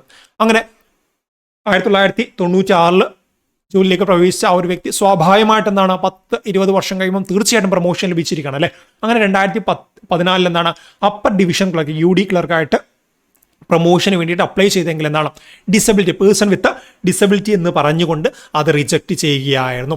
ഇത് ആർട്ടിക്കിൾ 16 വയലേഷൻ ആണെന്ന് പറഞ്ഞിട്ട് ലിസമ്മ ജോസഫ് നേരെ സുപ്രീം കോടതി സമീപിക്കുകയും സുപ്രീം കോടതി പറഞ്ഞു എന്താണ് ആ ഒരു ലിസമ്മ ജോസഫിന് ഈ പറയുന്ന പ്രൊമോഷൻ നൽകിയിരിക്കണമെന്ന് പറയുന്നു. അതുപോലെ ആർട്ടിക്കിൾ 16 ക്ലോസ് 4 ബന്ധപ്പെട്ട് ഇത്തരത്തിൽ റിസർവേഷൻ ഉണ്ട്. ഇത്തരത്തിൽ എന്താണ് ഇത്തരത്തിൽ പേഴ്സൺ വിത്ത് ഡിസബിലിറ്റീസിന് റിസർവേഷൻ കൃത്യമായിട്ട് വരുന്നുണ്ടെന്ന രീതിയിലും പറയുകയും ചെയ്തു. സോ ആരൊക്കെ തമ്മിലുള്ള കേസാണെന്നാണ് പരീക്ഷയ്ക്ക് ചോദ്യം വരുന്നത്. ഇങ്ങനെ ലാൻഡ്മാർക്ക് കേസ് പരീക്ഷയ്ക്ക് ഇപ്പോൾ സ്ഥിരമായിട്ട് ചോദ്യങ്ങൾ വരുന്നുണ്ട്. ക്ലിയർ ആണല്ലോ അത്രയും കാര്യങ്ങൾ? State of Kerala versus Lissamma Joseph ആണ്. നെക്സ്റ്റ് എന്താണ്? On 7th November 2022 prime minister Narendra Modi attended and offered prayers at the celebration of the Prakash Parv of Shri Guru Nanak Devji at the Delhi. അതായത് ശ്രീ ഗുരു നാനാക് ദേവ്ജിയുമായിട്ട് ബന്ധപ്പെട്ട അദ്ദേഹത്തിന്റെ എത്രാമത്തെ ജന്മവാർഷികത്തിലാണ് പ്രൈം മിനിസ്റ്റർ പങ്കെടുത്തത്? November 7th 2022 പങ്കെടുത്ത് എന്നാണ് ചോദ്യം വരുന്നത്. 553ാമതാണ്. ഓക്കെ, ഈ നമ്പറൊക്കെ പഠിച്ചു വെക്കേണ്ട അവസ്ഥയാണ്. പരീക്ഷയ്ക്ക് ചോദ്യങ്ങളായിട്ട് വരുന്നുണ്ട്. ഗുരു നാനാക് ദേവ്ജി ആരാണ്? സിഖിസവുമായിട്ട് ബന്ധപ്പെട്ട് സിഖ് റിലീജിയന്റെ ഫൗണ്ടറും അതുപോലെ തന്നെ ഫസ്റ്റ് സിഖ് ഗുരു ഒക്കെയാണ് ഗുരു നാനാക് ദേവ്. അദ്ദേഹത്തിന് 553ാമത്തെ വാർഷികമാണ് 2022 November 7 ആചരിച്ചത്. ആ ഒരു കാര്യം ഒന്ന് ഓർത്തു വെച്ചാൽ മതി. നെക്സ്റ്റ് എന്താണ്? Param Vir Chakra, Ashok Chakra and Vir Chakra are presented during the celebration of which day? ഏത് ദിനത്തിലാണ് നമ്മുടെ ഇന്ത്യയിൽ പരംവീർ ചക്രയായാലും അശോക് ചക്രയായാലും വീർ ചക്രയൊക്കെ നൽകുന്നത് എന്നാണ് ചോദ്യം. ഏത് ദിനത്തിലാണ്? റിപ്പബ്ലിക് ഡേയിലാണല്ലേ. റിപ്പബ്ലിക് ഡേ പരേഡ് വളരെ ഫേമസ് ആണ്. സോ ഈ ഒരു സമയത്താണ്, റിപ്പബ്ലിക് ഡേയിലാണ് ഈ പറയുന്ന അവാർഡുകളൊക്കെ നൽകുന്നത്. പരംവീർ ചക്ര നമുക്കറിയാം വളരെ റെയർ ആയിട്ട് നൽകുന്ന അവാർഡാണല്ലേ. Highest military award in India ആണല്ലേ. അതായത് ഏതെങ്കിലും രീതിയിൽ യുദ്ധത്തിലൊക്കെ സേവനം അനുഷ്ഠിച്ചിട്ട് നമ്മുടെ ഇന്ത്യയെ സഹായിച്ച വ്യക്തികൾക്കാണ് ഈ ഒരു അവാർഡ് നൽകുന്നത്. Wheel of the ultimate Brave എന്നൊക്കെ നമ്മൾ പരംവീർ ചക്രയെ വിളിക്കാറുണ്ട്. ഇതുവരെ 21 പേർക്ക് മാത്രമാണ് പരംവീർ ചക്ര ലഭിച്ചിട്ടുള്ളത്. 1950 ജനുവരി 26 ഇത് നിലവിൽ വന്നത്. ഈ ഒരു അവാർഡ് നൽകാൻ വേണ്ടി ആരംഭിച്ചത് 1947 ഓഗസ്റ്റ് 15 വിത്ത് റെട്രോസ്പെക്റ്റീവ് എഫക്റ്റ് വിത്ത് മുൻകാല പ്രാബല്യത്തോടു കൂടിയാണ് 1950 ജനുവരി 26 വന്നത്. സോ റിപ്പബ്ലിക് ഡേയിലാണ് ഈ ഒരു അവാർഡൊക്കെ നൽകുന്നതെന്ന് ഓർത്തു വെച്ചാൽ മതി. നെക്സ്റ്റ് എന്താണ്? The fundamental duties of citizens were added to the Constitution of India upon the recommendation of which of the following committee? Already നമ്മൾ പറഞ്ഞു. ഏത് കമ്മിറ്റി ആയിരുന്നു? സ്വരൺ സിംഗ് കമ്മിറ്റിയാണ്. ഇത്തരത്തിൽ ചോദ്യങ്ങൾ ഇങ്ങനെ ആവർത്തിച്ച് വരുന്നുണ്ടല്ലേ. സോ സ്വരൺ സിംഗ് കമ്മിറ്റിയുമായിട്ട് ബന്ധപ്പെട്ടാണ് ഈ ഒരു കാര്യം വരുന്നതെന്ന് ഓർത്തു വെച്ചാൽ മതി. നെക്സ്റ്റ് എന്താണ്? Who was behind publishing the first news paper in India? ഇന്ത്യയിൽ ആദ്യമായിട്ട് പബ്ലിഷ് ചെയ്ത ന്യൂസ് പേപ്പർ ഏതായിരുന്നു എന്ന് ആർക്കെങ്കിലും ഓർമ്മയുണ്ടോ? ഇന്ത്യയിൽ ആദ്യമായിട്ട് പബ്ലിഷ് ചെയ്ത ന്യൂസ് പേപ്പർ ബംഗാൾ ഗസറ്റ് ആണ്. അത് പരീക്ഷയ്ക്ക് വന്നിട്ടുണ്ട്. ഏതാണെന്ന് ചോദിച്ചിട്ടുണ്ട്. ബംഗാൾ ഗസറ്റ് വന്നിട്ടുണ്ട്. കഴിഞ്ഞില്ല. രണ്ടാമത്തെ പരീക്ഷയ്ക്ക് വന്ന ചോദ്യം എന്താണ്? ബംഗാൾ ഗസറ്റ് പബ്ലിഷ് ചെയ്ത വർഷം ചോദിച്ചിട്ടുണ്ട് അല്ലേ. 1780 ജനുവരി 29. കഴിഞ്ഞില്ല. മൂന്നാമത്തെ ചോദ്യം എന്താണ്? ഇത് എവിടുന്ന് പബ്ലിഷ് ചെയ്തതെന്ന് ചോദിച്ചിട്ടുണ്ട്. കൽക്കട്ട ചോദിച്ചിട്ടുണ്ട്. കഴിഞ്ഞില്ല. ഇനിയും ചോദ്യമുണ്ട്. ഇത് ആര് പബ്ലിഷ് ചെയ്തതെന്ന് ചോദിച്ചിട്ടുണ്ട്. ജെയിംസ് അഗസ്റ്റസ് ഹിക്കിയാണ്. ഓക്കെ, ജെയിംസ് അഗസ്റ്റസ് ഹിക്കിയാണ് ഇത് പബ്ലിഷ് ചെയ്തത്. സോ ഒരുപാട് ചോദ്യങ്ങൾ നമ്മൾ ഇവിടെ പഠിച്ചു കഴിഞ്ഞു അല്ലേ. ഏതാണ് first news paper publishing in India എന്ന് പഠിച്ചു. ബംഗാൾ ഗസറ്റ് ആണ്. ഏത് വർഷം? 1750 ജനുവരി 29. എവിടെ വെച്ച് പബ്ലിഷ് ചെയ്തു? കൽക്കത്ത. ആര് പബ്ലിഷ് ചെയ്തു? James August hiki. 1750 ജനുവരി 29 ബംഗാൾ ഗസ്റ്റ് എന്ന ന്യൂസ് പേപ്പർ ആദ്യമായിട്ട് പബ്ലിഷ് ചെയ്ത ആരാണ്? ഈ ഒരു ഐറിഷ് മാൻ ആണല്ലേ, ജെയിംസ് അഗസ്റ്റ് ഹിക്കി എന്ന് പറയുന്ന ഐറിഷ് മാൻ ആണ്. It was A first news paper of India എന്ന രീതിയിൽ കൂടെ ഓർത്തുകളും കൽക്കട്ടയിൽ വെച്ചിട്ടാണ് ഇത് പബ്ലിഷ് ചെയ്തിട്ടുണ്ടായിരുന്നത്. അങ്ങനെ ഒരുപാട് ചോദ്യങ്ങൾ പരീക്ഷയ്ക്ക് വന്നിട്ടുണ്ട്. എല്ലാം ഒന്ന് പഠിച്ചു വെക്കണം. നെക്സ്റ്റ് എന്താണ്? Which of the following statement are correct regarding the center-state relation pertaining to the 3 list of Indian Constitution? 3 option തന്നിട്ടുണ്ട്. ഓക്കെ, 3 ഓപ്ഷൻ തന്നിട്ടുണ്ട്. ആ ഒരു 3 ഓപ്ഷനിൽ സെൻട്രൽ സ്റ്റേറ്റ് റിലേഷനുമായിട്ട് ബന്ധപ്പെട്ട് ശരിയായ കാര്യങ്ങൾ ഏതൊക്കെയെന്നാണ് ചോദ്യം വന്നത്. എന്തൊക്കെയാണ് ഓപ്ഷൻ നമുക്ക് നോക്കാം. The subject which are not included in any of the 3 list are called residuary subject. നമുക്കറിയാം സെൻട്രൽ സ്റ്റേറ്റ് റിലേഷനുമായിട്ട് ബന്ധപ്പെട്ട് 3 ലിസ്റ്റ് വരുന്നുണ്ട് അല്ലേ. Union list, state list, concurrent list. ഈ 3 ലിസ്റ്റിലും വരാത്ത കാര്യങ്ങളെ നമ്മൾ എന്തിലേക്ക് കൊണ്ടുപോയിടും? റെസിജ്വറി ലിസ്റ്റ് എന്ന രീതിയിൽ പറയുക, റെസിജ്വറി സബ്ജക്ട് എന്ന രീതിയിൽ വിളിക്കും അല്ലെ. The subject which are not included any of 3 list എന്നാണ് റെസിജ്വറി സബ്ജക്ട് എന്ന് വിളിക്കും. അത് കറക്റ്റ് ആണല്ലോ. നെക്സ്റ്റ് എന്താണ്? If there is any conflict between union list and state list then the former prevails. എന്താണ്? സ്റ്റേറ്റ് ലിസ്റ്റും യൂണിയൻ ലിസ്റ്റും തമ്മിൽ പ്രശ്നങ്ങൾ വന്നു കഴിഞ്ഞാൽ അവിടെ അന്തിമ തീരുമാനം എന്തായിരിക്കും? യൂണിയൻ ലിസ്റ്റുമായിട്ട് ബന്ധപ്പെട്ടായിരിക്കും അല്ലെ. അതായത് യൂണിയൻ ലിസ്റ്റും സ്റ്റേറ്റ് ലിസ്റ്റുമായിട്ട് ബന്ധപ്പെട്ട കാര്യങ്ങൾ ഏതെങ്കിലും രീതിയിൽ കോൺഫ്ലിക്റ്റ് വന്നാൽ അവിടെ അന്തിമ തീരുമാനം എന്താണ്? യൂണിയൻ ലിസ്റ്റുമായിട്ട് ബന്ധപ്പെട്ട കാര്യങ്ങൾക്കായിരിക്കും അന്തിമ പ്രാധാന്യം. സോ അതും കറക്റ്റ് ആണ്. നെക്സ്റ്റ് എന്താണ്? When the parliament enacts a law on the request of 2 or more state then that law made by the parliament on the state list is applicable to all state. ഇത് തെറ്റായിട്ടുള്ള കാര്യമല്ലേ. അതായത് ഏതെങ്കിലും ഒരു particular state അല്ലെങ്കിൽ ഒന്നിലധികം സ്റ്റേറ്റുമായിട്ട് ബന്ധപ്പെട്ട കാര്യങ്ങൾ വരുന്ന സമയത്ത് അത് ഇന്ത്യയിലെ മൊത്തമുള്ള സ്റ്റേറ്റ്സിനുമായിട്ട് ബന്ധപ്പെട്ട് ആ ഒരു നിയമനിർമ്മാണം വരുമോ? ഒരിക്കലും ഇല്ല. ആ ഒരു പർട്ടിക്കുലർ സ്റ്റേറ്റ്സുമായിട്ട് ബന്ധപ്പെട്ട കാര്യങ്ങൾ മാത്രമേ വരത്തുള്ളൂ. സോ ഇത് തെറ്റാണ്. ഇവിടെ ഉത്തരം എന്ത് മാത്രമാണ്? ഇവിടെ ഉത്തരം വരുന്നത് എയും ബിയും മാത്രമാണ്. അങ്ങനെ ഒരു ഓപ്ഷൻ ഇവിടെ ഇല്ലേ? ഓക്കെ, ഓപ്ഷൻ 4 ആണ്. എ ആൻഡ് ബി ഓൺലി ആണ് ഇവിടെ ഉത്തരം വരുന്നത്. ഓക്കെ, അത്രയും കാര്യങ്ങൾ ഇവിടെ ഒന്ന് ഓർത്തു വയ്ക്കണം. നെക്സ്റ്റ് എന്താണ്? What is the child sex ratio in Indian 2011 census? 2011 census പ്രകാരം ഇന്ത്യയിലെ ചൈൽഡ് സെക്സ് റേഷ്യോ ആണ് ചോദിച്ചുള്ളത്. 919 ഫീമെയിൽസിന് 1000 മെയിൽസ് എന്നാണ് കണക്ക് വരുന്നത്. ഫീമെയിൽസ് മെയിൽസ് എന്ന് പറയുന്ന സമയത്ത് കുട്ടികളാണ്. 0 മുതൽ 6 വയസ്സ് വരെയുള്ള കുട്ടികളെയാണ് നമ്മൾ ചൈൽഡ് എന്ന രീതിയിൽ വിളിക്കുന്നത്. So number of females per 1000 മെയിലിനെയാണ് നമ്മൾ സെക്സ് റേഷ്യോ എന്ന് പറയുന്നത്. അത് ഏജ് ഗ്രൂപ്പ് 0 to 6 ആകുന്ന സമയത്ത് ചൈൽഡ് സെക്സ് റേഷ്യോ എന്ന രീതിയിൽ നമ്മൾ വിളിക്കും അല്ലേ. 1961 മുതലാണ് ഈ പറയുന്ന ചൈൽഡ് സെക്സ് റേഷ്യോ കാൽക്കുലേറ്റ് ചെയ്യാൻ വേണ്ടി തുടങ്ങിയത്. 2011 സെൻസസുമായിട്ട് ബന്ധപ്പെട്ട് ഒരുപാട് ചോദ്യങ്ങൾ വരുന്നുണ്ടെന്ന് അറിയാം. കാരണം 2021 സെൻസസ് ഡിലേ ആയിട്ട് പോവുകയാണ്. എന്തായാലും 2021 സെൻസസ് ഇനി ഇലക്ഷൻ കഴിഞ്ഞിട്ടേ വരാനുള്ള സാധ്യതയുള്ളൂ. അതുവരെ എന്താണ് 2011 സെൻസസ് നമ്മൾ പഠിക്കേണ്ടതായിട്ട് വരും. ഇനി ചൈൽഡ് സെക്സ് റേഷ്യോ അല്ലാതെയുള്ള മൊത്തത്തിലുള്ള സെക്സ് റേഷ്യോ എല്ലാം കൂടെ നമ്മൾ നോക്കുന്ന സമയത്ത് എന്താണ്? അവിടെ കേരളം ലീഡിംഗ് ആയിട്ട് വന്നിട്ടുണ്ടായിരുന്നു അല്ലെ. മൊത്തത്തിൽ എന്താണ്? മൊത്തത്തിൽ 943,000 എന്ന രീതിയിൽ, അതായത് 943 ഫീമെയിൽസ് പെർ 1000 മെയിൽ എന്ന രീതിയിൽ ഉണ്ടായിരുന്നു. അതിൽ കേരളം ഉയർന്നു നിന്നുണ്ടായിരുന്നു. കേരളത്തിൽ 1084 സ്ത്രീകൾക്ക് എന്താണ് 1000 പുരുഷന്മാർ എന്ന രീതിയിലും. ലോവസ്റ്റ് ആയിട്ട് ഹരിയാനയായിരുന്നു. 879 സ്ത്രീകൾക്ക് 1000 പുരുഷന്മാർ എന്ന രീതിയിലും ഉണ്ടായിരുന്നു. അതുകൂടെ അവിടെ നിന്ന് ഇമ്പോർട്ടൻ്റ് ആയിട്ട് ഓർത്തു വെക്കണം. ക്ലിയർ ആണല്ലോ. നെക്സ്റ്റ് എന്താണ്? Which of the following statement are correct regarding the union public service commission? UPSC-യുമായിട്ട് ബന്ധപ്പെട്ട് താഴെ പറഞ്ഞ ഏതൊക്കെ സ്റ്റേറ്റ്മെന്റ്സ് ആണ് ശരി എന്നാണ് ചോദ്യം വരുന്നത്. Okay, UPSC. ഓക്കെ, UPSC എന്ന് പറയുമ്പോൾ എന്താണ്? യൂണിയൻ പബ്ലിക് സർവീസ് കമ്മീഷൻ ആണ്. അതുമായിട്ട് ബന്ധപ്പെട്ട കാര്യങ്ങൾ നമുക്കൊന്ന് പരിശോധിക്കാം. The parliament has a power to make regulation as to condition of service of the chairman, members and staff of the commission. Okay, ഇവിടെ എന്താണ്? പാർലമെന്റ് ഇത്തരത്തിൽ UPSC-യുമായിട്ട് ബന്ധപ്പെട്ട ചെയർമാൻ, മെമ്പേഴ്സിന്റെ കാര്യങ്ങൾ തീരുമാനം എടുക്കാനുള്ള അധികാരമുണ്ടെന്ന് പറയുന്നത് പാർലമെന്റിനാണോ ആക്ച്വൽ അധികാരം വരുന്നത്? അല്ല, പകരമാർക്കാണ്? പ്രസിഡന്റിനാണ് അധികാരം വരുന്നത് അല്ലെ. President is empowered to make regulation as a condition of service of members of UPS എന്നാണ് നമ്മുടെ ഭരണഘടനയുമായിട്ട് ബന്ധപ്പെട്ട കാര്യങ്ങൾ വരുന്നത്. UPS എന്ന് പറയുന്ന കോൺസ്റ്റിറ്റ്യൂഷണൽ ബോഡി അല്ലേ, 315 ആർട്ടിക്കിൾ വരുന്നത്. സോ പാർലമെന്റ് അല്ല, പകരം എന്താണ്? President as a power to make regulation as to conditions of service of the chairman, members and staff of service commission, public service commission. So ആ ഒരു കാര്യം അവിടെ തെറ്റാണെന്ന് മനസ്സിലായി. രണ്ടാമത്തെ എന്താണ്? The government of India 1935 envisaged a public service commission for the federation and provincial public service commission for each province or group of province. നമുക്കറിയാം 1935 government of India act പ്രകാരം തന്നെയാണ് പിന്നീട് നമ്മൾ ഇന്ന് കാണുന്ന UPSC വന്നത് അല്ലെ. 1926 എന്താണ്? 1926 ലീ കമ്മീഷന്റെ നിർദ്ദേശപ്രകാരമാണ് UPSC ശുപാർശ ചെയ്യുന്ന 1924 ശുപാർശയായിട്ട് 26 ഈ പറഞ്ഞ കമ്മീഷൻ വരുന്ന സാഹചര്യമൊക്കെ നമുക്കറിയാം. ആ രീതിയിലൊന്ന് ഓർത്തു വെക്കണം. 1919 ഗവൺമെന്റ് ഓഫ് ഇന്ത്യ ആക്ടുമായിട്ട് ബന്ധപ്പെട്ട ഈ ഒരു കാര്യം വരുന്നുണ്ടെങ്കിൽ പോലും 1935 ഗവൺമെന്റ് ഓഫ് ഇന്ത്യ ആക്ട് പ്രകാരമാണ് ഈ പറഞ്ഞതുപോലെ ഒരു federation and provincial public service commission വരുന്നത്. സോ ആ ഒരു കാര്യം ശരിയാണ്. നെക്സ്റ്റ് എന്താണ്? The Federal Public Service Commission came to be known as a UPSC Union Public Service Commission by virtue of Clause 1 of Article 378 of the Constitution of 1950. Correct ആയിട്ടുള്ള കാര്യമാണ്. So ഇവിടെ എന്താണ്? BNC ആണ് കറക്റ്റ് ആയിട്ട് വരുന്നത്. Option 3 ആണ് ഇവിടെ ഉത്തരമായിട്ട് വരേണ്ടത്. ആ ഒരു കാര്യം ഒന്ന് ഓർത്തു വെക്കണം. നെക്സ്റ്റ് എന്താണ്?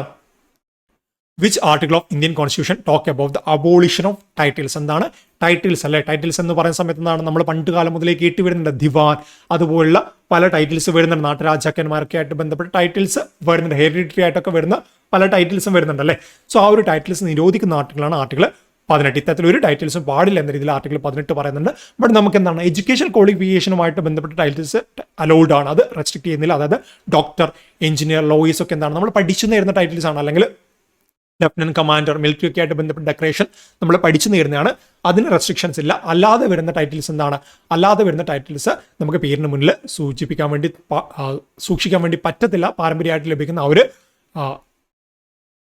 ദിവാൻ എന്നൊക്കെ പറയുന്ന ടൈറ്റിൽസ് സൂക്ഷിക്കാൻ വേണ്ടി പറ്റത്തില്ല. ആ ഒരു കാര്യം അവിടെ നിന്ന് ഓർത്തു വയ്ക്കണം. ഓക്കെ, ക്ലിയർ ആണല്ലോ? നമുക്ക് ഒരു ചോദ്യം കൂടി പഠിക്കാം. എന്നിട്ട് നമുക്ക് ഈ ഒരു ക്ലാസ് വൈൻഡ് അപ്പ് ചെയ്യാം. ബാക്കിയുള്ള കാര്യങ്ങൾ നമുക്ക് അടുത്ത ക്ലാസ്സിൽ നോക്കാം.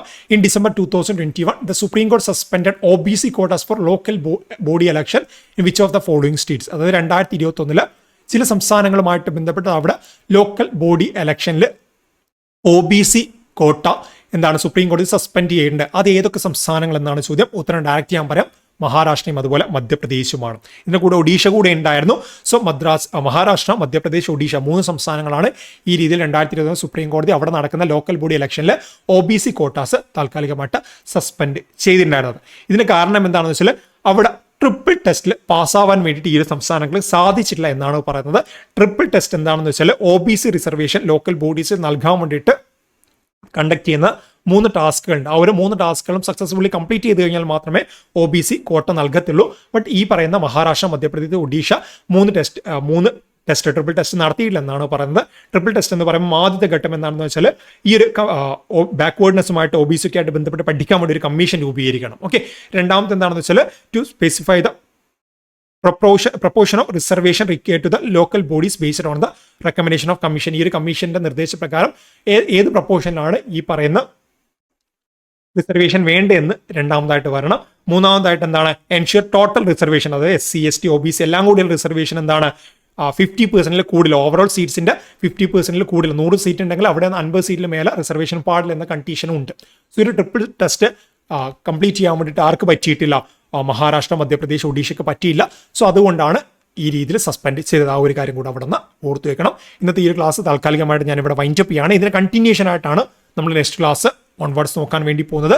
ഇന്ന് 30 ചോദ്യങ്ങളോളം നമ്മൾ ചർച്ച ചെയ്യേണ്ടത്. ഇനിയും നമുക്ക് ഒരുപാട് ചോദ്യങ്ങൾ, 70-ലധികം ചോദ്യങ്ങൾ ഇനിയും ചർച്ച ചെയ്യാണ്ട് അടുത്ത 2 ക്ലാസ്സിലായിട്ട് നമുക്ക് ആ ഒരു കാര്യങ്ങളുമായിട്ട് ബന്ധപ്പെട്ട് കാണാം. താങ്ക്